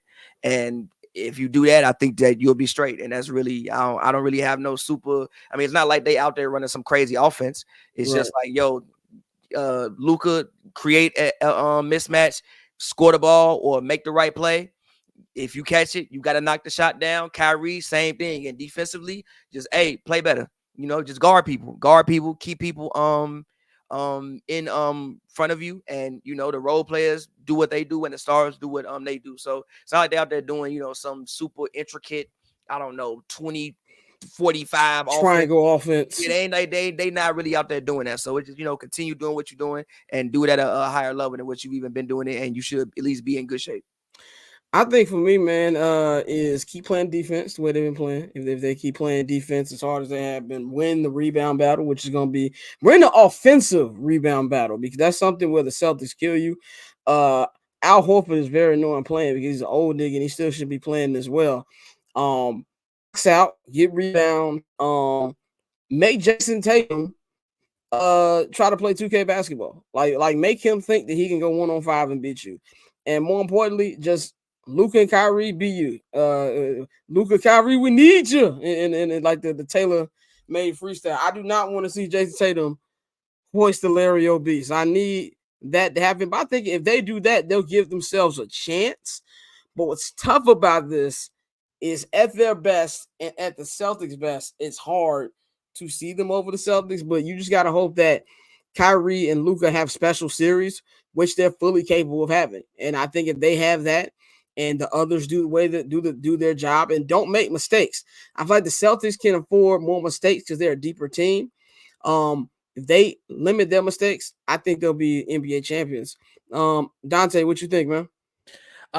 Yeah, no, I think it's big on them being themselves, bro. Do what got you here. Like you said, one of the reasons they've been so successful is because their role players have bought into their roles. They've allowed their stars to be the stars, rely on them. And, so far, Luka and Kyrie have come through every time they needed them to. And so that's my real concern for Boston, is because as we've all seen in the NBA playoffs, when you got a superstar and they can really get into that God mode where like every shot is falling. And Kyrie, we already know is special. Luka, we know is special. We saw what he did last series. We saw what he's done. And now for him on this big stage, when he has been playing professional ball since he was 13. So I think that's one player we know is pretty much guaranteed he's not going to be rattled, or we're going to get the same Luka we get all the time, because this is not anything new to him in terms of the stakes. So I think for them, it's just remember what got you here. Continue to lean on your principles that you've been using to get this far. It's funny. He fucking tweaked so bad. Kyle Kuzma turning down the trade to Dallas, but now you have a team that all believes with each other. They play on a string. They're always moving. Lively. Hopefully the week off he had. There's no more lingering effects from the blow he took to the back of the head. And I think that will help them, because you're gonna need Luka and Kyrie to just be special for the 4 games that you win. Like, I think that's what's gonna be necessary. Because at the end of the day, with the Celtics, I think it's one of those situations where we're kind of just, I don't want to say voter fatigue, but it's to the point where it's like, all right, bro, yeah, we're top 5 in offense, top 5 in defense. Y'all ran through the playoffs. What are y'all gonna do? So I think with Dallas, like I said, lock in on what you've been doing to get here, and then let your stars carry you, because you got 2 special guys. We saw what Kyrie did in the finals, and so I think Luka, his very first finals appearance, we got the chance to see something special. Bang, you've been saying all playoffs, if Luka and Kyrie are who we think they are, they should win. Do you feel the same way in this series? Yep. If Kyrie and Luka are who we say they are, then Dallas should win this series in 6 games. You jump right to the predictions, but go ahead. No, I ain't picked nothing. Oh, okay. No, I ain't picked nothing. All right, cool. I said they should win. Okay. In 6 games. You have a situation where you have Kyrie, who not only has finals experience, he might have the finals experience. That trumps anything over in the Boston Celtics locker room. He has the series, because he got the series and they went against the same team and probably should have beat that team. So I'm standing on that. If they are who we say they are, they should win this series. But it's still a lot of questions. I think it was Dante who had said, or maybe it was Pat, but either way it go, you look at the players outside of the 2 stars, and it's kind of hard seeing them beat those with those players. Like, you got Porzingis that's more than likely coming back this series. And that to me is major. Yeah. Major. That's literally unicorn right there. That's coming back to the team. And then just, some of their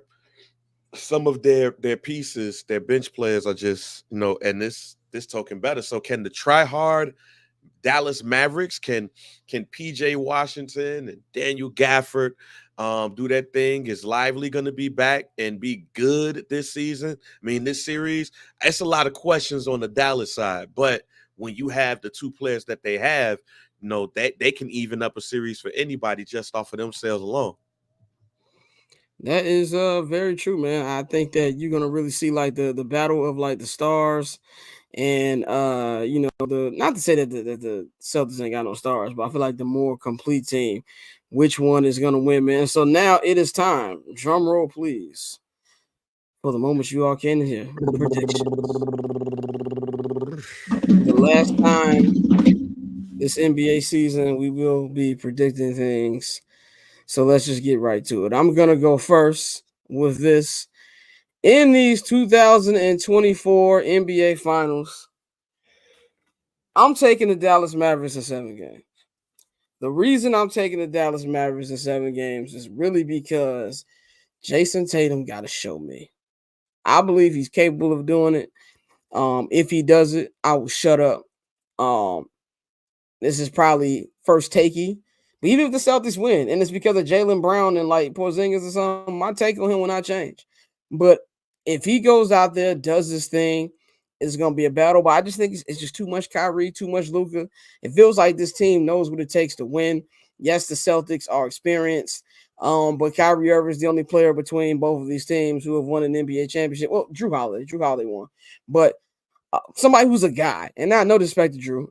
Drew is a great defensive player, but Kyrie knows what it takes to win. He's kind of put the battery in Luka's belt, and I mean in his back. And it's kind of like what you said, Pav. He talks shit, bro. He's a psycho, and I really feel like this is his moment. When they got to the when they got to the West Conference Finals 2 years ago, we all knew they had no chance to win that series. The Warriors are rolling. Nobody really gave them a chance, but this just kind of feels like their year. And I'm gonna roll with better offense beats better defense when you just got those two dogs. And I think you're gonna see a generational series. I think you're gonna see kind of a replica of what we saw from LeBron and Kyrie in 2016. And even in 2017, because I believe honestly, like that Warrior team was so stacked, we kind of forget just how potent that 2017 Cavs team was. It might have been offensively better than the championship team. So I think you're gonna really see Luka and Kyrie mesh. And I trust Jason Kidd as a coach more than I trust Joe Mazzulla. So I'm gonna go Mavericks in 7, and they're gonna hoist that Larry OB on the parquet floor. Pav, who you got in how many games? I am going Boston in 6 because it can't go 7 because you do not want to go 7 when you don't have the best player in the series. Yes, I think Luka obviously is the best player in the series, but I think the other 2 best players and damn near maybe even the other 3 best players are on Boston, just because I think that you can kind of. I've seen Kyrie's work against this Boston team a couple years ago when the Nets got swept. Kyrie was on that damn court getting his ass whooped too. Now, granted, obviously playing with Luka is a little different maybe than playing with KD in that stage, but he You was mean on the the court. series where everybody said that Tatum was better than KD? Yes, when they got swept, he was on the court getting his ass whooped too. So just want to. I've seen that. So I think Boston is 6 again. I think that Boston has had the best team. Well, obviously they've had the best team in the NBA all season. We've spoke about it ad nauseum. Historic this, historic that, historic this. I think it's just their time to win, and I think that if they play how they should play, they can win this series, and they should win this series in about 6 games. Dante, man, I think we already know who you got because you said Celtics, but tell us why you got Celtics in this round and how many games. I think the Celtics, despite the way we nitpick at some of the things that they may do, they're an extremely complete team. Like there's really nothing I don't think they can't do rather. And so I think it's to the point now, like I said, when you have a team that's been as extraordinary on both sides of the ball as they have all season, it's just going to be a culmination of that. And so I think no matter how great Luka and Kyrie play, I do expect Boston to pull it out. I got Boston in like you said, obviously, but I got them in 6 games. 6 games. I wouldn't be surprised if it went 7 just because you have 2 extremely talented people in Luka and Kyrie and a motivated Dallas team. But I think at the end of the day, the depth, the way that they play together, and again with Jason Tatum, say what you want, but as long as he doesn't have a stinker of a finals, I think he'll do more than enough for them to get take care of business. So I got Boston in 6. I got Luka as my finals MVP. Pav, who you got your finals MVP? Jaylen Brown. Jaylen Brown. Dante, who you got your finals MVP? Redemption song, Jason Tatum. Jason Tatum. All right, Bang, give me team, game, and finals MVP. Oh man, this is more difficult than I thought. It's a pick'em series, man. Yeah, it is, and that's why I'm picking Dallas in 7. There we go. Yeah, it's Kyrie, man. Like Luka gonna be a dog in this series. Truly believe that. But I think the mental makeup of Luka, Kyrie, and the Mavericks in general, I think beats out the Boston Celtics. Is Boston the more talented team in this series? Yeah. But they're not going to be able to break down Luka and Kyrie. And I think Kyrie is not going to let them break down anybody else on this team. And if I were to look at, we was kind of talking about Jason Tatum and Luka, I think that person who needs this series the most is neither one of those two. I think it's Kyrie. Okay. I think Kyrie needs this series more than any other person on this court, because you got to think about it. Like we talk about Kevin Durant and him leaving a team and all of that. Same thing that Kyrie did. Kyrie wanted to leave the Cleveland Cavaliers to build his own thing, and he went to Boston. The thing didn't end up right, and then he went to the Nets, and he's blamed for that situation. And like, people look at Kyrie as the blame for that situation. So you leave LeBron James, you go to a team that has young stars on it, and it don't work out. You go to the Nets, and they blame you for everything. Then you go to the team that you didn't want to go to. You wanted to go to LA, and it's just working out. This right here exercises all of that. I know you said he didn't cure cancer, and he didn't. But this exercises a lot of things that went wrong. And this is one of those situations where the road might not be smooth, it not be straight, it might not be paved with gold, but the goal is still the same. So if he does this, it changes. We think the narrative has changed now. Oh my God, it completely changes if Kyrie could pull it out. And I think at this stage in his life, you could tell when they talk to him, he's just calm and serene. Yeah. That's that quiet killer. He know what's in front of him. And again, he was on the team that came back from 3-1, and he hit the game-winning shot. Biggest shot in Ohio history. That's the person that has went through all of that to now be back into this situation. Scary hours. But Dallas in 7. I'm glad I'm glad you're on my side. We're pretty much split on this, man. I'm looking forward to this series. Last year, it was born in a series. Like I think we kind of all knew that the Nuggets was gonna win. Jimmy Butler ran out of, I don't know. Jimmy Butler, his powers got taken away in the finals. It just was never a competitive series. This ain't gonna be that. And I'm really looking forward to watching this on Thursday, man. So we got another 3 days to that, but we're gonna wrap this segment up.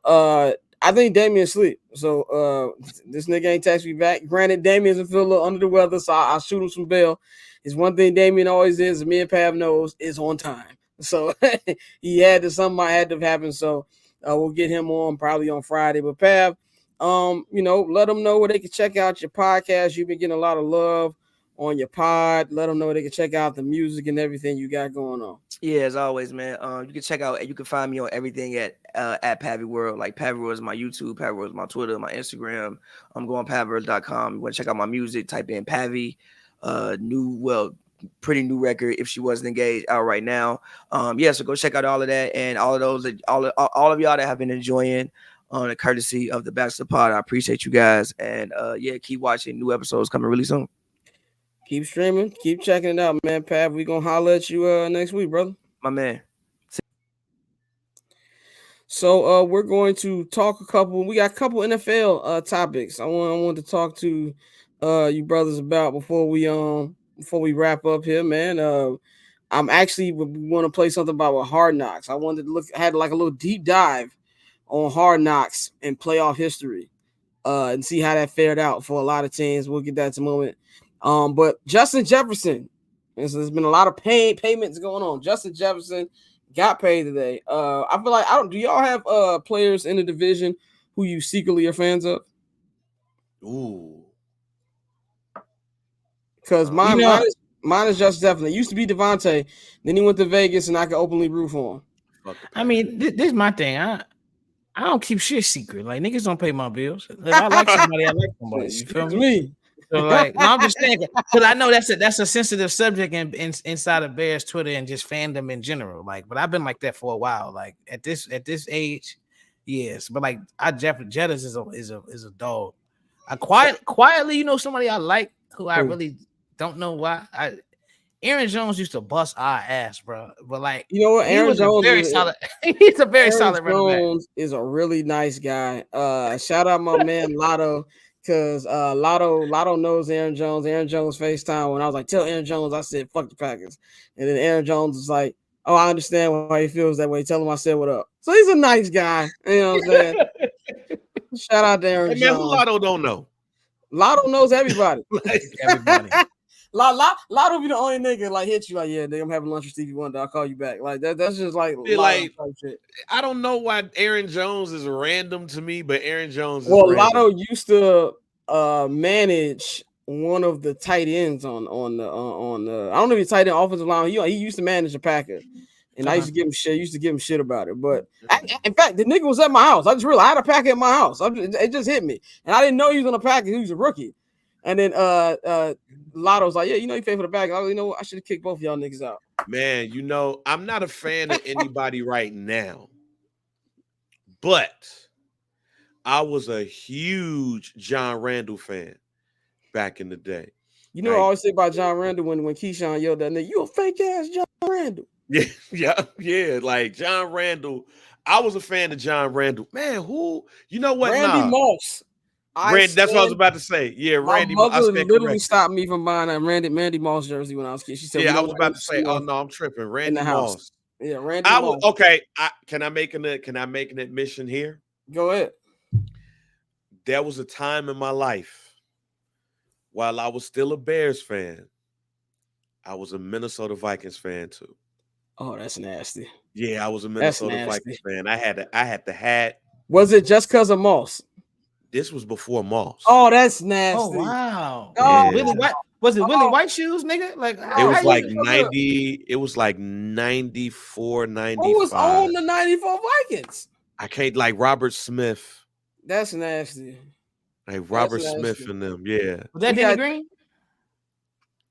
Yeah. Okay, I give you a little bit. Black coach. I give you. Yeah, you couldn't pay me to like the Lions. Mute bangs. We got what they do on Levitar. We got to send you to the penalty box. Yeah, you couldn't pay me to like the Lions because of motherfucking Barry Sanders, and you couldn't pay me to like the Packers. He said you was rooting for Frank Tucker. See, I had an Ahmad Rashad joke. Orlando, but I did too many age jokes today. That's why I didn't let the Ahmad Rashad joke fly. Hey, Liam. Orlando's doing a little bit too many old jokes, man. But yeah, I mean, mine now is Justin Jefferson. Even though I hate his nickname, I hate the Jettas nickname. I hate Jay Jettas. It's very hard. He's too cold for that Huff nickname. But he put out a nice little video, thanking everybody. But this is his deal: 4 years, $140 million extension. And these are the only numbers right here that matter. $110 million guaranteed and an $88.743 million signing bonus due at the actual signing. He is the highest paid non-quarterback in NFL history, and I'm pretty sure that's not going to last long because if you CD Lamb, whose numbers are very close, closer than you would think, close to him. And if you're Jamar Chase, you're doing the Birdman hand rub right now because you're gonna smash that. Pause. But this is what I gotta say about the contract, and I'm looking at you, Ryan Poles. Being proactive is gonna help you. You know what I'm saying? And exactly, Orlando. This is why the Bears should be quick with DJ Moore's extension. Being proactive is gonna help you, so you don't have to pay the $5 later on. I think that Jettas is worth every penny. Every penny. To me, he is head and shoulders the best wide receiver in the game. I think it's going to be awesome for them. Now, he's not going to enjoy it when he's got Sam Darnold And who's the other nigga from who was their backup? Nigga they was gassing all draft. Michigan nigga. His name is escaping me right now. Nobody knows this nigga's name. I mean, who?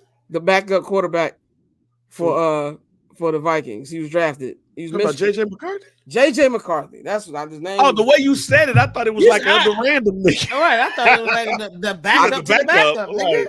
Because the way because of his name, he is a backup though. He's backup. He's backup to Sam Darnold. He won't be. So okay, how long before he's a starter? He gonna it has to hurry up so he could be the head coach of Nazareth in 5 years. I think he'll probably play by week 5 only because I like Sam Darnold, but it's just he always finds a way to fuck up. Like the arm strength has never been a question with Sam Darnold, even when he checked in with the 49ers. Like he throws a better ball than Brock Purdy. He's just gonna get that bitch to the other team too. Like, it's right. Exactly. So, but shout out to Jedi's, man. It's always good to see young brothers get paid. And I'm looking forward to playing them niggas twice a year. So there's no type of fear when it comes to me with the Minnesota Vikings. But let's go to our next topic. This to me is where it gets fun. I wanted to get y'all opinion on this, man. I need to give a shout out to one of my Twitter homies. I don't want to mess his name up. He's a cool dude. I met him at training camp last year. Brendan Sergru. I think that's how you pronounce his name. He's a writer for the Bears Wire, and he wrote a very interesting article that I read over the weekend, and this is called Every NFL Team's Record After Being on Hard Knocks. And I read it, and it was very, it's really informative because I did know that teams did better than the reputation of teams who participate on Hard Knocks, but I didn't know it was as good as this as I thought it was. So basically, he went through all the teams that participated in Hard Knocks since 2001, which is the 2000 Ravens. By the way, HBO Max, David Zaslav, you already messing everything up. By the way that you're getting rid of inside the NBA and just getting rid of NBA coverage in general. But why do y'all only have the recent seasons of Hard Knocks on Max? All I can watch is last year's Jets season and last year's Dolphins in season. I can't watch none of the classic ones. I had to go to YouTube to watch the Ravens one. Get that and fix that, man. But anyway, there's been 19 teams participated. The Dallas Cowboys have participated 3 times. The Rams have participated twice, and I think that the Bengals have participated twice. So I didn't know that either. But here's the stats that he had. I saw some Bears fans say that they don't want the Bears on Hard Knocks because it means the team will do bad, which I think is stupid. The team's going to do bad just because the team does bad. But here's some of the stats. So out of the 19 teams that have participated in Hard Knocks, 9 of them had winning records the following season, aka the season of the training camp they did the show on, with all but 2 making the playoffs. So 7 out of those 9 teams made the playoffs. 10 of those teams had losing records, with half of those losing double-digit games. 3 had winning records after having below 500 records the year prior, and 2 had losing records after having a winning record the year before. So if you look at it, it's way more balanced, I feel, when it comes to teams who participated in Hard Knocks. Bang, what you think about them numbers? Like, do those surprise you a little bit, or it's kind of what you thought? I hate to say it, but I don't give a shit. Like, it's good for SEO value. I'll tell you that. But no, like at the end of the day, like you said, the team gonna be the team. Hey, what people expect? Like people gonna be looking at Hard Knocks and stealing plays and cadences and all of that shit. And when they play the Bears, like no, it doesn't matter to me. I just want to see quality programming. At the end of the day, just let it be quality programming. Like the Jets was Hard Knocks last year. Nobody predicted that Aaron Rodgers was going to tear his Achilles on play 1. Nobody expect, like, as soon as the cameras is over with, pop, like, nobody expected that shit. So it's always underlying circumstances. It ain't got shit to do. Like, this ain't even a Madden curse type situation, even though it's not one of that situations. So I'm just excited to see quality television and make sure y'all tune in to us when Scott produces the after show. The after show. Speaking of the Bears, check me out tonight. I will be on the homie Greg Bragg's CSGO Bears late night. Oh, Me, Braggs, Corey Wooten. okay. Check it out tonight. I'll be on there around 7:15 You in the Central. studio or you via No, I'm here. satellite? I'm via satellite. Oh, I'm via okay. satellite. But yeah, check that out. If you was not via satellite, if you was going, we had be a different Right. conversation. I was about to say we didn't told you about playing them away games. We didn't told you about that. Told you about that You know? shit. Check your ass like Kennedy Carter did. Gonna be like Shane McMahon showing up to WCW, nigga. Oh, like, nigga. what's he doing on here? Look, go ahead, Dante. What you think about those numbers I just presented? And really, Bears, small amount of Bears fans were kind of hesitant to be in the Hard Knocks. I've been saying this shit really since we drafted Justin. You gotta let that old shit go. If we are truly gonna move on, stop talking about all the negative shit. Stop finding the negative in every single thing associated with the Chicago Bears. Y'all sound like George McCaskey with this. We don't want the publicity. Yes, we do. Winning teams get publicity. I'm tired of getting publicity for my team being just a laughing stock. That's essentially why the Bears have gotten the publicity over the years. To still be living off 1985 and it's almost 2025 is absolutely fucking ridiculous. So I think this is the first step in us continuing that. And so just the fact that teams have been able to go on Hard Knocks and still perform well, it's just further proof that a lot of the excuses people have used for the whole distractions thing, it's kind of like when Mitch turned the TVs off in Hallis Hall. It's like, stop, bro. Like that. It just makes no sense. And turning this shit off is not going to make you any better. So I think it's one of those things where if a team got it, they got it. If it's your year, it's your year. You being on Hard Knocks won't change any of that. And so this is, again, a dope opportunity to see our young superstar quarterback. It's like, yo, let's get it. Definitely, man. I'm excited to seeing them 20 QB graphics. I'm excited to seeing them graphics too. Hopefully,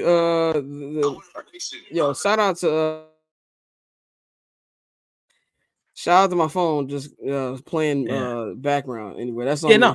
But like you talk about the QB graphic, we damn near as bad as the Browns jersey, like with all them niggas on it. Like, man, like it's terrible. And that's why, like, even though sometimes when I find myself catching old Bears games or just random Bears clips, I might have to shoot Jay Cutler a little bit more bail going forward because you do have to shoot him more bail. Niggas used to treat Jay like he was the worst quarterback in Bears history. Like, yeah, a lot of the turnovers, he was out there getting his head cracked. Like that Giants game was one of the worst games I've ever seen in my life, bro. Sacked like 9 times in that Giants game, bro. He had like 4 different, and I'm not trying to say that he was great, no, but he had like 6 different offensive coordinators. Like, the nigga was throwing to Johnny Knox for like 3 years till he got Brandon Marshall. Oh, yeah, it was bad. It was bad. And then when he finally got a good offense for the first time in Bears history, defense couldn't guard anybody. Mel Tucker. Didn't he just get fired? That nigga didn't got fired multiple times. Like, freak man. About 3 jobs. Freak man, exactly. But last topic before we wrap this episode of I'm Not Gonna Hold You Out. There's been a lot of news about people trying to figure out what's next in Chicago sports with NBC Sportsnet folding. News came out that there'll be a new sports network being launched. It is called Chicago Sports Network, aka CHSN. They're gonna launch a new home they'll be home to Chicago Blackhawks, Chicago Bulls, and Chicago White Sox games. This press release came out. The Chicago Sports Network will launch in October across multiple platforms with plans to deliver the White Sox, the Blackhawks, and the Bulls games to the widest audience possible. CHSN will deliver more than 300 live Blackhawks, Bulls, and Sox games annually, along with first-class pre- and post-game coverage and 24/7 multi-sport programming. CHSN will broadcast from a highly visible production studio inside both Chicago's United Center and Guaranteed Rate Field. The network will launch in October with Blackhawks and Bulls preseason games. First CHSN White Sox game will be broadcast in 2025. All remaining 2024 White Sox games will be continued to broadcast on NBC Sports Chicago. My personal opinion on that. I'm glad that it's not a streaming thing. And it's like another price that people gonna have to pay. This is gonna be free. I'm pretty sure it's gonna be on Xfinity Comcast if you're in the area. So to me, it sounds good. I just hope that the people who lost their jobs from this are able to bounce back. Our guy, Jason Goff said he was good, so the homie good. But I hope anybody else who it wasn't fortunate will land in a different place. But I mean, new networks happen every year, every day. I just hope the presentation is good for those of you who do watch Bulls and White Sox games, because I do not. But Bang, do you have any comment on this new network being formed? Hey man, if you on my age, you remember Sports Channel. That's what this is. Like, this is Sports Channel Plus, ladies and gentlemen. Channel Plus. So we back to Sports Channel. That's what it is. No, I love it. I think anytime, like we've seen like us, Chicago sports, who you'll be a part of today. We've seen, the bigs. We've seen all of these regional and these local news outlets that's out here. So, my goal, my hope, my prayer is that we see some new talent out there, as always, not necessarily recycling the same thing. Be able to get some new people out there and shine the light on them. At the same time, people like Jason Goff and all of those people like that can anchor it. So, if basically, if you get my gist, I see somebody like you, Scott, that could be a part of a program like that, be a part of stuff like that. Hey, you never know. Hey, my line is open, man. My email is open. My phone is open. Hit your boy up. Ready to work is open on LinkedIn. Way to work. I'll wear a suit, nigga. Pull up. Yeah, so that's the only thing that I hope that you see new stuff, and the content piece too. Like, being that Jerry Reinsdorf is pretty much heading this, I would hope to see specialized programming from all three teams, as we talked about with the NBA network. Don't be like NBA TV. Right? Yeah, NBA. I hate NBA TV with a passion, because I don't think they do content right. They don't do nothing right at this point right now. If you do worse than the MLB anything, that's not good. It's not good. That app is some shit. Yeah. So for me, I would like to see some new blood out there mixed with some of the OGs, but also specialized content. Whoever is the director of content that's going to be over there, please create some dope content with the history of the Bulls, Blackhawks, the White Sox. I'm sure that you could create something that can show the rich history and legacy of all three teams, and producers. Yeah, get the producers, nigga. Get producers who be producing. And by creative, that means don't play flu game multiple. Don't make the flu game your baby boy. All right. Yeah, don't get the local TV rights for Last Dance and play that every other day.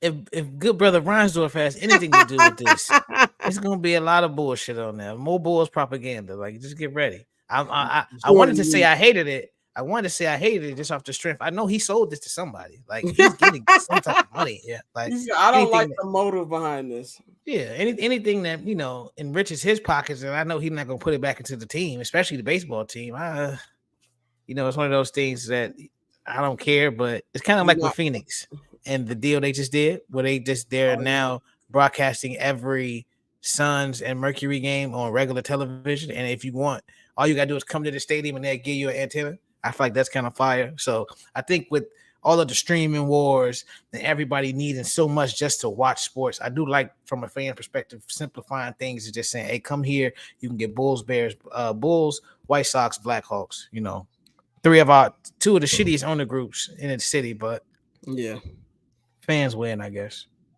I guess that's the best way to wrap up anything with anybody who plays on Madison and 35th Shields, man. So that is all we have got for y'all today, man. And we appreciate the homie Shakeia for joining us on the show. Shout out to Pavi for joining us on the show. We will be back on Friday. Hold on. What the fuck is y'all? I'm about to bring that comment up. My brother in Christ. This is not the show for that. Why are you in love with Jeff Hornacek? I saw that. That's why I started laughing. Like, come on, fam. Why are you in love with Jeff Hornacek? My brother in Christ. If you gonna go that way, at least say Cameron Brink, my G. Like what are we doing? Stabler, fam. Like, come on. But anyway, man. We back on Friday. We'll be breaking down game 1 of the NBA Finals. Next week, we'll have game 2 to talk about. The homie Waz be joining us next Monday. But on Friday, we'll be back breaking down game 1. And Courtney be back. We're going to talk a little baseball. And by the way, if you want to check out baseball, the first episode of the Hot Corner, as you can see right here, Dante, Courtney, and Mikey. Look at Mikey looking like he sells insurance. That is streaming right now on all Barbershop Network feeds.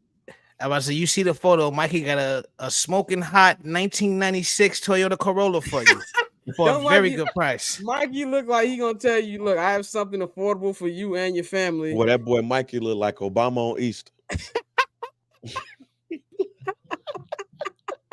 And Mikey like, I've got a deal for you. Boy, Al Pamonti ass suit.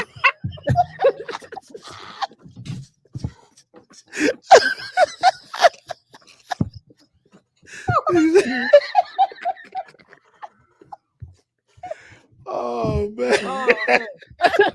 On Grand Avenue ass. Oh man. Hey, boy, that boy about to say you a lemon on 79th for Western. Are you tired of washing dishes while a dishwasher? I got a dishwasher for you. Oh man. But check out the new episode of the Hot Corner. Weekly MLB podcast, man. Mikey, Dante, and Courtney. Bro, I'm clipping this and I am sending it to the group chat. Yeah, man. Check that out. Videos on the Barbershop Net YouTube as well. Weekly podcast. They'll be dropping every week. So check that out. And keep Courtney in your prayers because the Dallas Stars got eliminated last night. She will be back on Friday, man. So y'all know real quick. Speaking of Dallas, man, rest in peace, Larry Allen. Rest in peace, Larry Allen. Rest in peace, Larry Allen, one of the greatest football players of all time, one of the greatest guards, if not the greatest guard of all time, one of the strongest NFL players of all time. I remember when they was doing the NFL joint, when they was doing all the stuff for the Pro Bowl, and they had that man lift 225 a whole bunch of times. It's like, yo, this dude is a beast. He passed away yesterday unexpectedly, 52 years old. Emmitt Smith, they had a video of Emmitt Smith talking about Larry Allen. Hey man, when you talk about somebody that was unbeatable, hey, that Dallas Cowboy offensive line in their heyday was one of the greats, and he was one of the anchors of that. So, hey, rest in peace, Larry Allen. Condolences to his family and the Dallas Cowboys faithful. We get on y'all all the time, but this is a big one right here, man. So rest in peace, Larry Allen. And we did mention it last week. That was our fault. But rest in peace to Bill Walton, the legend.